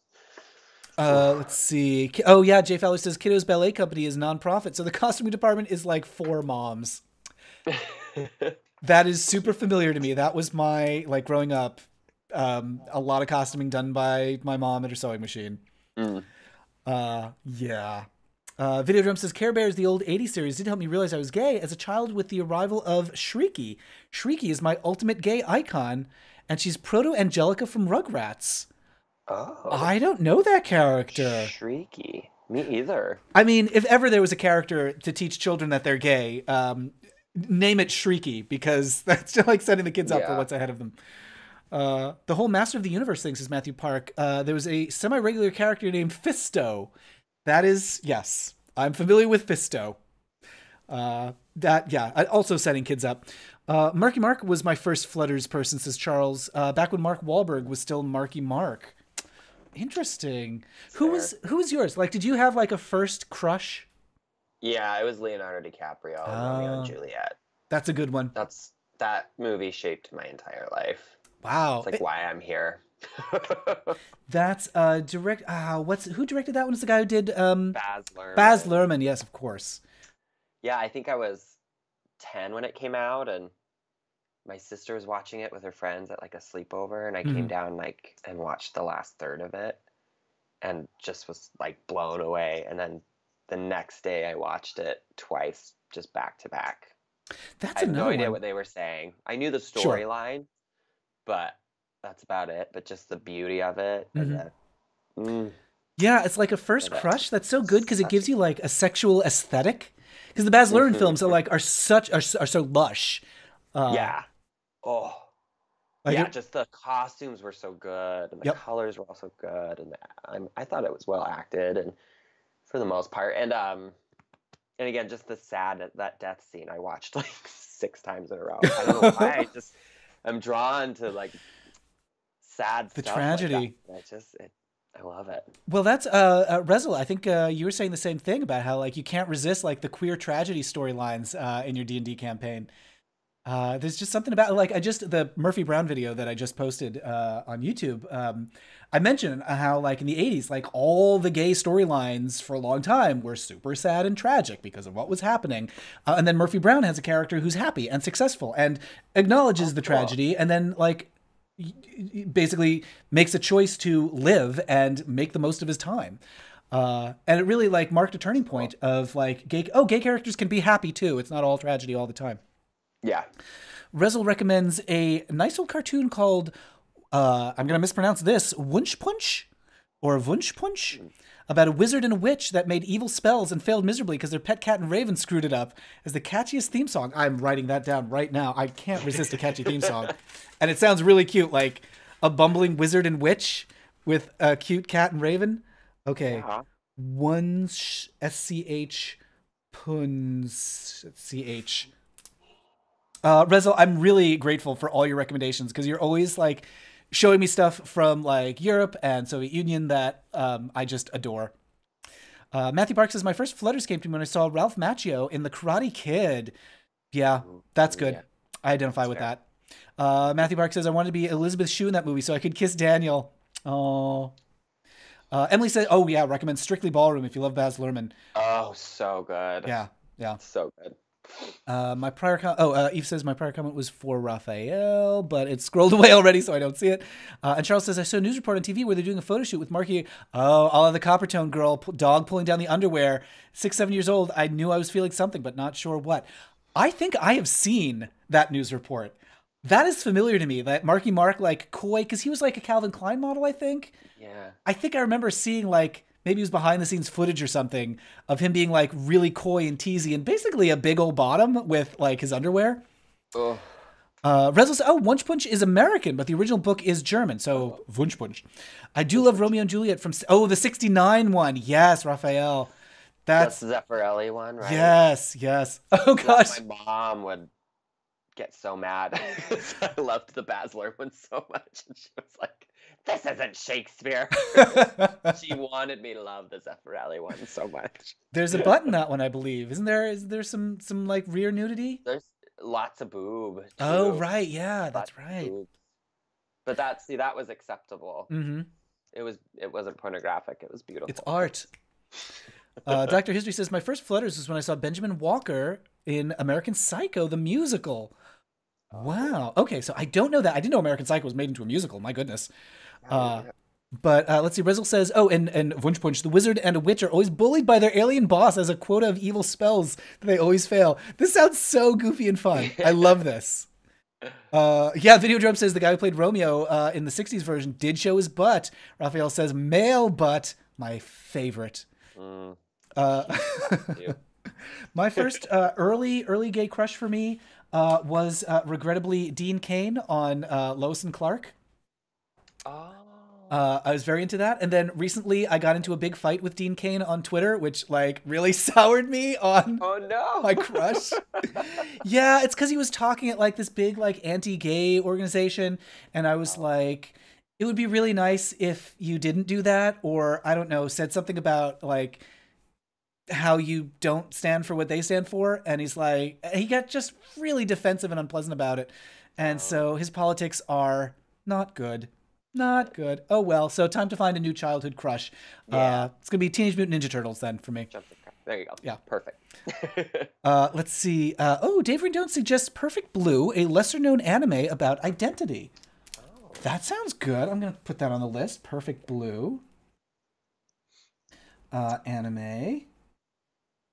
And let's see. Charles says, I saw the Baz Luhrmann before Zeffirelli in high school, so I ended up hating the Zeffirelli version because of the Baz version. Same. I mean, I didn't hate it. I just didn't relate to it like I did. Yeah. Well, that's the thing is, I think that version with Leonardo DiCaprio does like a really impressive thing, which is like taking a lot of teen iconography and making it as relatable as Romeo and Juliet can be. Yeah. But, you know, making it so contemporary that, like, I think you have to be a special kind of teen to like the Zeffirelli version, you know, as a modern teenager in the 90s. Yeah.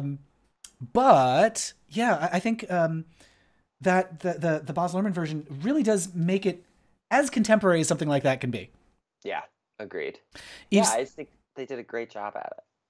Eve says, I think a guy on a soap opera wearing tiger boxers was one of my awakenings. I had one for gals too, but as a bisexual, it's hard to recognize WTF crushes were.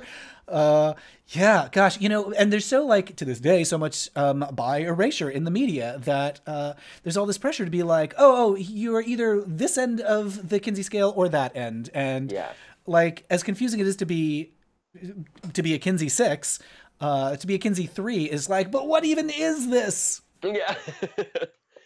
I feel like I was just talking about this a couple days ago, but I think I've always identified as gay because it was kind of like the AFAB, assigned female at birth, or AMAB. Right.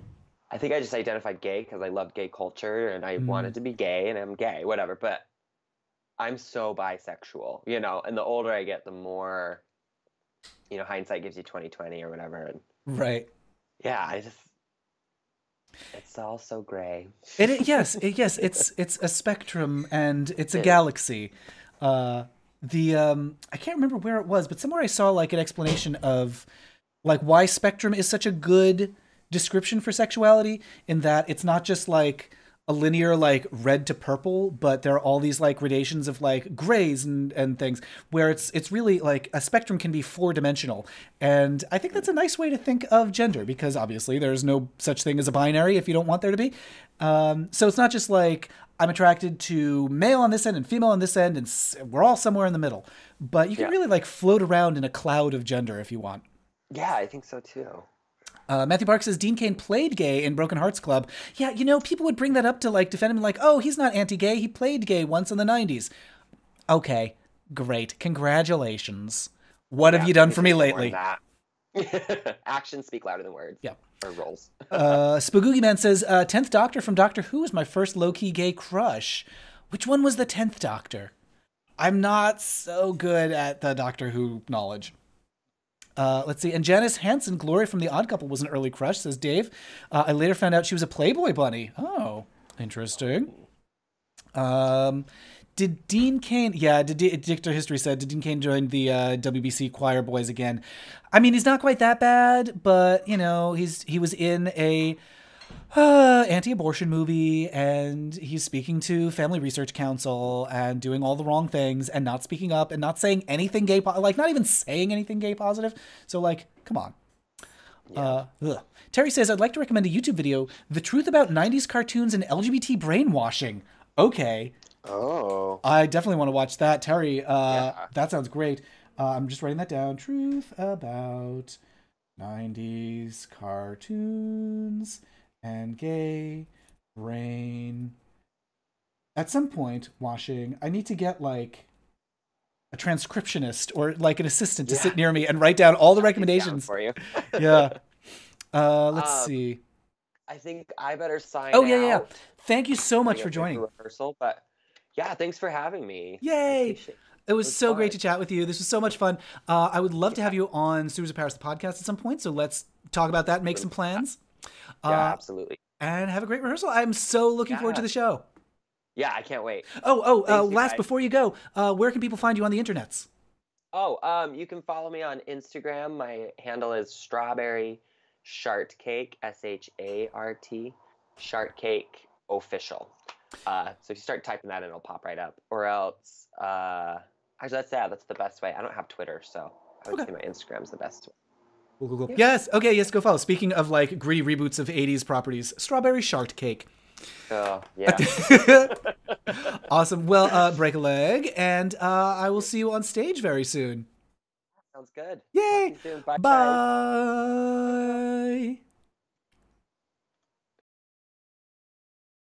Yay! Okay, awesome. Well, that was Timmy, everybody, and I'm still catching up. Oh, David Tennant was the 10th Doctor. Of course. Skinny bloke, big coat. That is definitely a type, yes. Let's see.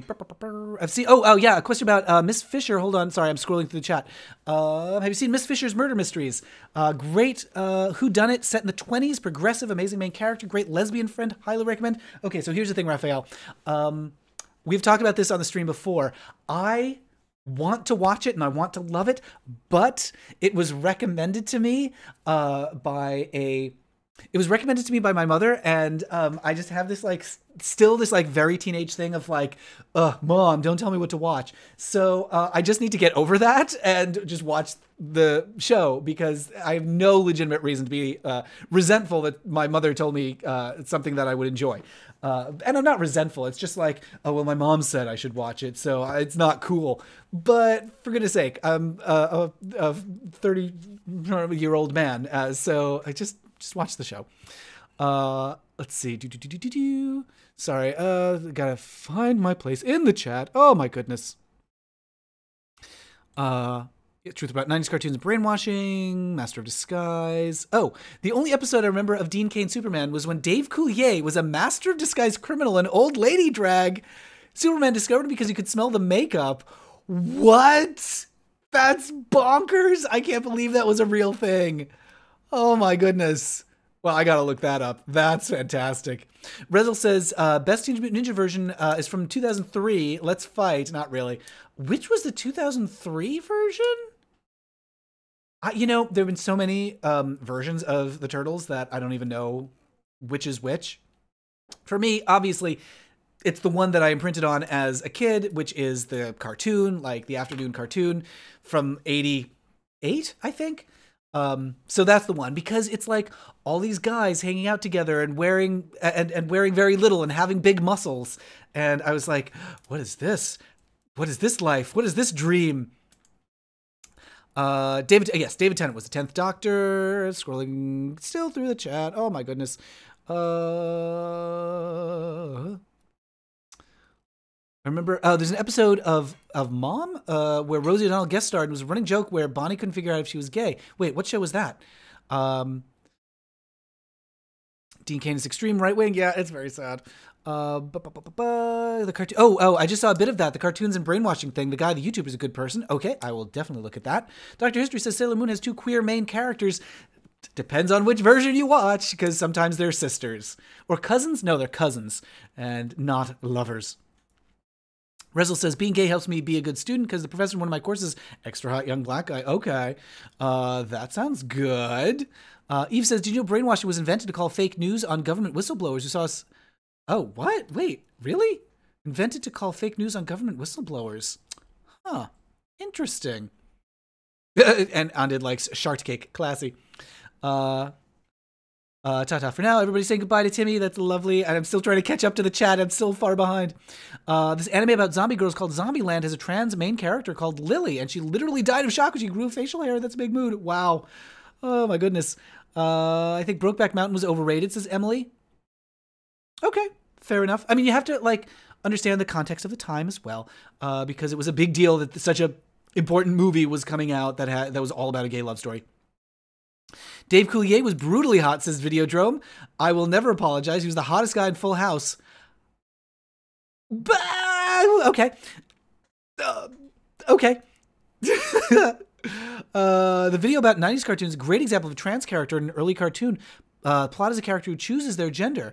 Really obscure show, but it looks great. Oh my goodness. Yeah, I definitely will look that up. I'm very interested in that.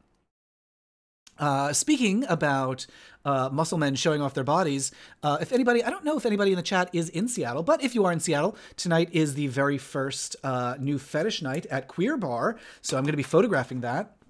So if you find yourself in the Pacific Northwest, come to, I think they're calling it When Pigs Fly, at Queer Bar tonight and say hello. I'll be there with a camera. Dr. History says Benjamin Walker has some very nice abs. Okay, and that's from American Psycho, the musical?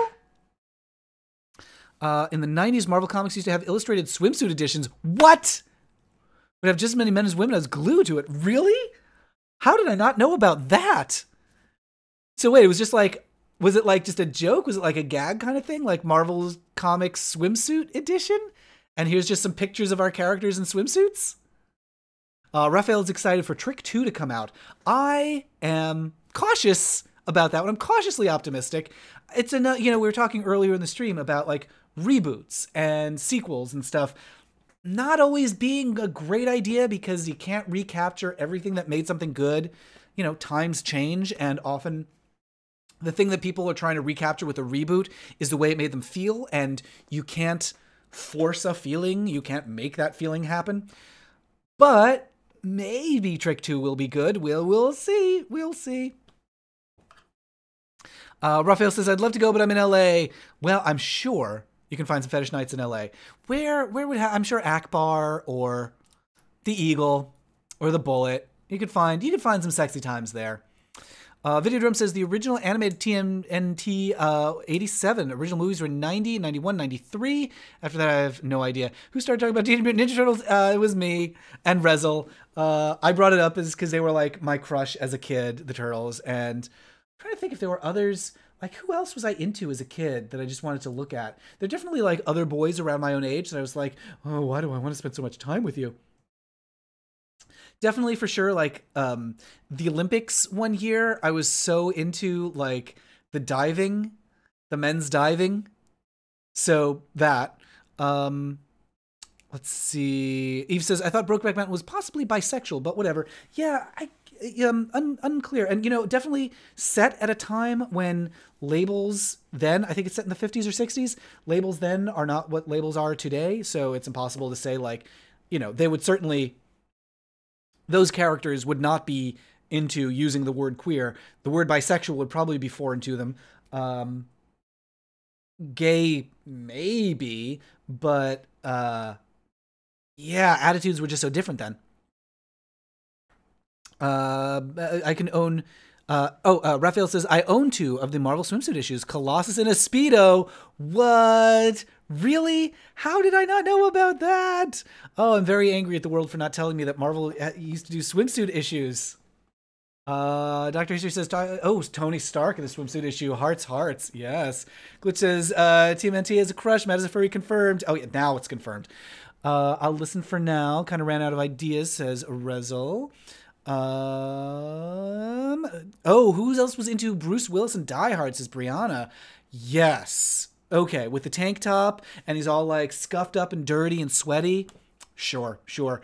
90s comics were drawn to a point of impossible bodies, says Dave. Yeah, that is true. Still, many are. I had an old Green Lantern fan that used to just rant, about like the weird geometry of the bodies.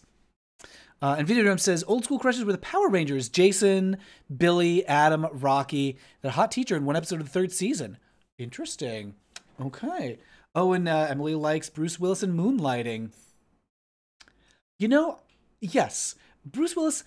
Not really my type. Not exactly my type. I like the. Oh no, I've forgotten his name. Oh well, who's the werewolf in the Twilight movies? What's his name? Pumbly Grumbler. Yep, that's a good name for an actor. No, what's his name? Oh, Marflu Jam Hands. No, oh shoot, what's his name?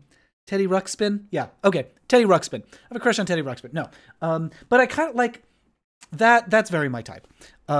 Bruce Willis, I don't know, something about him doesn't really work for me, but the look that they give him in Die Hard, yes. There's an issue of One Piece calendar with topless guys and girls that was hot, even though the art style is bit specific. Wait, of One Piece the cartoon? Bucky, Winter Soldier in his swimsuit, says Eve. Oh, gosh. Bruce Willis seemed like a Mickey Rourke knockoff. Interesting. Honestly, I think I like Mickey Rourke, 80s Mickey Rourke, better than Bruce Willis. And Scott Bakula from Quantum Leap. Okay, Videodrome. I'm getting a picture of your type. Taylor Lautner. Taylor Lautner, not Lautner. Taylor Lautner. That's his name. Pumbly Grumbler. Marfam Mamhams. That's the kid. That's the ticket. That's the rascal. Shannon wants Bucky and a Hawkeye in a swimsuit. But in the same swimsuit. They're just in one giant swimsuit. Dr. History needs to go. Ta-ta. Goodbye, Dr. History. Thanks for joining us. Lovely to see you. And please join us for our next live stream, which is going to be... James, could you look at my December calendar and tell me when the next SOP live stream is? It's on my desk. The 8th, December 8th. And also, stay tuned. We're going to be announcing the next Queens of Adventure live stream very soon. So, for some drag queens playing Dungeons & Dragons with a special guest. I'm so excited for this one. We're going to be announcing very soon. So get on the Queens of Adventure mailing list. That's at queensofadventure.com. Put your info into the email mailing list, and you will be the first to find out when we're doing our next Queens of Adventure live stream. It's going to be super fun, you guys. I cannot wait for this. But join us for the next Sewers of Paris live stream on the 8th, December 8th. And that'll be Christmassy, and maybe I'll have like a little, I don't know, a holly ribbon around me or something. A lot of Christmas cooking coming up. Oh, gosh. Charles D says, have you read My Brother's Husband? Not yet. I'm aware of it. I know that I need to. My Brother's Husband. Writing it down right now. Husband. I just noticed when I write vigorously on the desk, it makes the camera shake, which makes it look like I'm shaking in the library. It's a 2-volume manga from Gengoro Tagami, who normally does much more erotic gay bar style manga. Ooh, okay. Emily liked Mork from Mork and Mindy. Very young for that crush. Oh, that's so sweet. That's another character who's a lot. I feel like he'd be a lot too. Too much for me to manage. Rezel says, my type is basically half Latino guys. All are talking that Brazilian girls are hot. Guys are much more appealing. I know what you mean. Yes, Brazilian boys, very cute. Dave Rendon says, December 8th is my first date-iversary, 1984. Is that, you mean the anniversary of your first date? December 8th, 1984? That's really sweet. Emily says, I'm a lot too. Okay, great. Then you and Mork, perfectly matched. Dave says, flash forward to 2018 and I'm a gay live chat. Yes. Well, yay! Let's celebrate your first date-iversary. That's fun. What was my first gay date? I don't remember. There was definitely a boy that I went to Chili's. What? Wag the Dog? Oh, well, yeah, I went to Wag the Dog. That was the same boy, actually. We went to see the movie Wag the Dog, so that was a date. We went to a Chili's at one point. I might have gone to Chili's before Wag the Dog. Might have been the same day. We also went to see Titanic. What was my first gay date? I honestly don't know. Well, it was whenever Titanic was out. We went on a date to that. Celebrate with a cake, says Rezel. I think that's a good idea. I mean, I'm all for celebrating anything with a cake. Just do some baking, and you'll be fine. James, can I show everybody my gross balls? That's inviting. So I made these like whiskey balls. They're supposed to be chocolate covered, but they came out so disgusting because I'm not very good at dipping chocolate. Also, I don't think I froze them enough before I dipped them. So James just handed them to me. Here they are. They don't look good, you guys. There they are. It's just like a mess of filling and chocolate and like, what even am I looking at? And a little nut on the side. So it didn't come out great. This one doesn't look bad though. This is what it's supposed to look like. Ta-da! A little chocolate thing. But didn't really work. Didn't work. Oh well. How do you dip things in chocolate? That's what I want to know because I'm bad at it.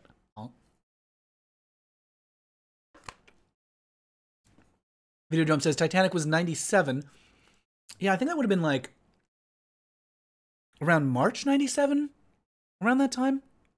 Oh.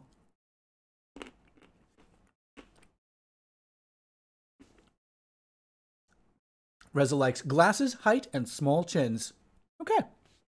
Matthew Park says, my first gay date, you were 17, he was 15. Drove an hour to Columbus to see a preview of A League of Their Own because we're both Madonna fans. It's my first gay kiss. Oh, that's really sweet. Aww. Ow.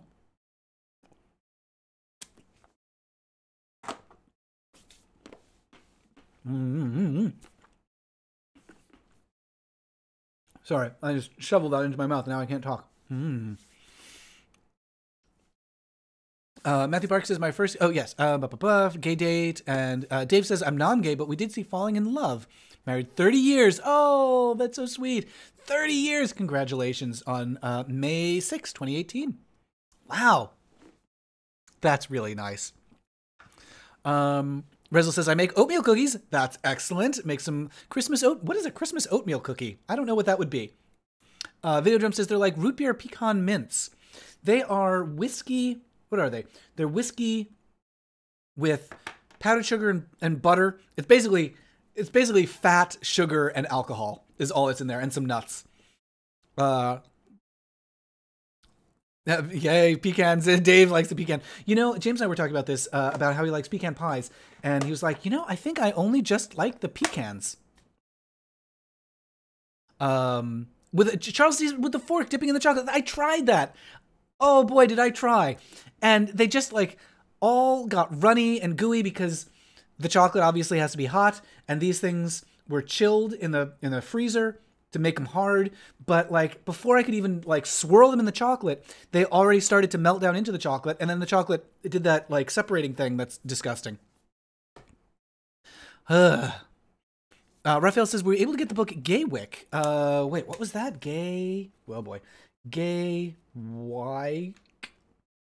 Not sure what that is. I'll check that out. Yeah, well, that's true. Emily, it all goes down to the same stomach. Videodrome says, A League of Their Own actually holds up. I agree. League of Their Own, just a great movie. D Night Walker says, I want to say that the anime Zombieland Saga revealed this week as a queer character. Oh my goodness, that's great. Zombieland Saga. Sounds a little scary, but okay. Looks like bark candy. Yeah, let's say it's bark candy, sure. Oh, would Videodrome recommend cinnamon pecan rolls? That sounds good. James, that might be the next thing I make. Would you like that, a cinnamon pecan? He says I would like a cookie. Oh, I could make you pecan cookies too. He's muttering to himself about cookies. Dave says, oh, can't have an AA guy. There's a lot of booze. There's a lot of booze holding this together. Let's see. Matthew says, if I make it to the 9th of next month, I'll be sober 2 years. Congratulations. Oh my goodness. That's awesome. Well, we are all thinking of you and pulling for you to make it to the 9th of next month. I'm sure you will. 2 years. Congrats. I have not had a drink. Well, I mean, obviously, like, there's alcohol in my system, but like, I've been not drinking since 2015, I think. Every now and then there'll be one, like, occasion. Like, literally, I think this is the most, like, these little rum balls, or whiskey balls, is the most alcohol I've had since 2015. My friend who's told her family they're not a girl was given a pink birthday girl birthday cake. What do you think of a green birthday person for a redo party? That is great. I love that. Yes, I love green birthday person, or just do like stripes of every color.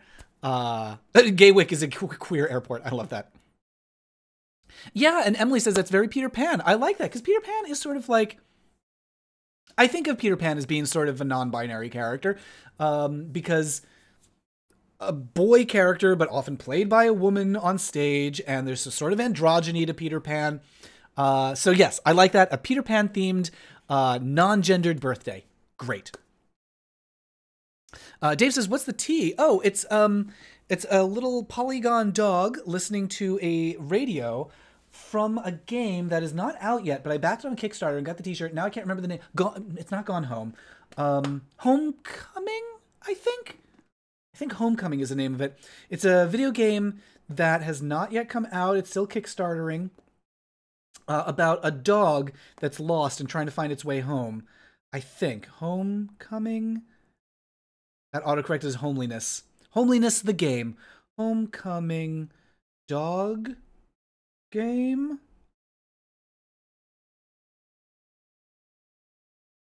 That's turning up a lot of other things that are not related, so I may have the name wrong. So, whoops, sorry. But that's the tea. You can make chocolate chip cookies with dried cranberries and walnuts. Oh. Okay, yeah, I don't hate that. I like that. Oh, Gaywick is mentioned in the last live stream. Most characters are gay. It's a gothic mystery romance. One of my favorites. I'm going to put a star on that so I don't forget it. I have a document where I've been saving all the recommendations I get from every live stream. So they're all going in the list, and we're consuming them as fast as we can. Zombieland Saga, comedy anime about zombie girls that try to become famous idols. Okay, that sounds great. Or Videodrum says, just ask what color birthday cake they want. That also seems good. Wow, Dave says 22 years. That's very impressive. Congratulations. Videodrum says, not Disney's 1953 Peter Pan, where he says, girls, oh, geez, girls talk too much. That's right, I forgot about that line. Yeah, that's a very 1950s boy attitude, isn't it? Oh, well. Peter Pan is non-binary now. Pass it on. My mom taught me to make what she calls Christmas crack. Okay, what is that? Charles D. Recommends to Eve for the cookies. Measure out chocolate, melt half in the microwave. Stir in unmelted chocolate to melted. Quick temper method. Does it work? Does it work, though? Because you got to be so careful about your temperatures when you're doing the tempering. I mean, if that actually works, awesome. But, oh boy, I've tried so many times to get the tempering right, and ugh. It is difficult. Whenever they have to do it on Great British Bake Off, I'm like, oh, bless your poor hearts. I hate tempering so much. This stuff, super not tempered. Videodrum says new recipe for Christmas crack is just Pixie Six. So the Christmas crack is crackers, caramel, and chocolate. Yeah, that seems good. That seems very good. I would definitely do that. Would you like, this is something that I've been thinking about for a long time. Should I live stream myself cooking and baking stuff? I don't know, like, technically how we would do it, because there's a lot of hurdles to getting a camera into the kitchen. But, it's just something that I think would be fun. And I'm going to mispronounce, but Alexandria Ocasio-Cortez, I think is how you say her name, has been live streaming herself, like, making Easy Mac and talking about policy. And it's made me feel like I would like to just, like, spend some time in the kitchen talking to people and baking. That seems really fun. So, I don't know. Would you like it if I did that? Found a way to, like, yeah, Julia Child style. Just camera somewhere in the kitchen and I'm just talking about what I'm baking. Let's see. Oh, Charles, yeah, you pointed out, like, there is some racism in that Peter Pan as well. Shannon says you lay saltines on a cookie sheet, make caramel, pour it over, melt the chocolate over that, put in the freezer to set. Great. That's, okay, it's got the salty, it's got the sweet, it's got a little crunch. Great. Raphael says, I would love to see you cook and bake. Spagoogie Man says, you totally do cooking live streams. Jay Fowler says, I would like to watch cooking live streams. Not enough of those. Dave says, my daughter runs a cupcake place in Mass. I can't boil water. Okay. Charles D says, slams pot lids together. Today on Queer Chef. I like that. That's a good name. The Queer Chef. Surely that's already something. Surely somebody's taken that. Dave says, just green screen a kitchen in. You know, honestly, I don't hate that idea. I just replace this with a kitchen. My arms get cut off if I move them too far apart. Matthew Bark says, speaking of sobriety, I need to run off to the rehab facility. I was a patient. I had to take a car full of guys to a meeting. Love you all. Keep up the great work. Thank you, Matthew Bark. Good. Have a good time at the transporting everybody. Tomer Levy says, that would be fun. I've watched a few cooking streams. They're all delightful. Dave says, go get them. Good luck. So yeah, we'll do some thinking about cooking live streams. Logistically, very difficult because our kitchen is a little tight. And also a bit far from the internet, so I'm not sure how we would do it exactly, but it would be fun. And with that, I got to wrap it up soon as well, get some work done before I go and shoot the Fetish Men tonight, where we want to get a rough story cut done of our next episode of Queens of Adventure tonight. So that's my goal for this evening. We'll see. There's a lot of editing that still needs to be done on that episode. And for goodness sake, I've been talking to you guys for 2 hours. I need to eat. I've heard the Pete Wentz Mikey Day ship get compared to Peter Pan before. Oh. Honestly, Pete Wentz as Peter Pan? That's doing something for me. Anyway, thank you all very much for joining us for another lovely live stream. December 8th. December 8th is our next one. So come join us for that, December 8th. And then we've got a Queens of Adventure live stream with some drag queens playing Dungeons & Dragons. Maybe some new faces, maybe a special guest. We'll see. So get on the Queens of Adventure mailing list for that. That's at queensofadventure.com. Just put your info into the little mailing thing, and we'll send you all the info when it goes up. Have a nice day, says Spagoogie Man. You too. My Drunk Kitchen. Emily recommends My Drunk Kitchen. I'm a big fan. I love it. Brianna says, I want Matt Bao making cookies and talking. Emily says, yes, on YouTube, My Drunk Kitchen. I have to go cut some patterns on fabric for my vinyl jockstrap. Have fun. That sounds like a great project. Real highlight, says Dave. Thanks. I'm so glad you joined us. Yay. Looking forward to the next one. Entertaining as always, says Terry. Thanks. So much fun. See you December 8th. Good time hanging. Take care. Goodbye, everybody. Happy end of the Thanksgiving weekend and start of the December season. Yikes. And I'll see you all again very, very soon. Goodbye, everyone. Goodbye.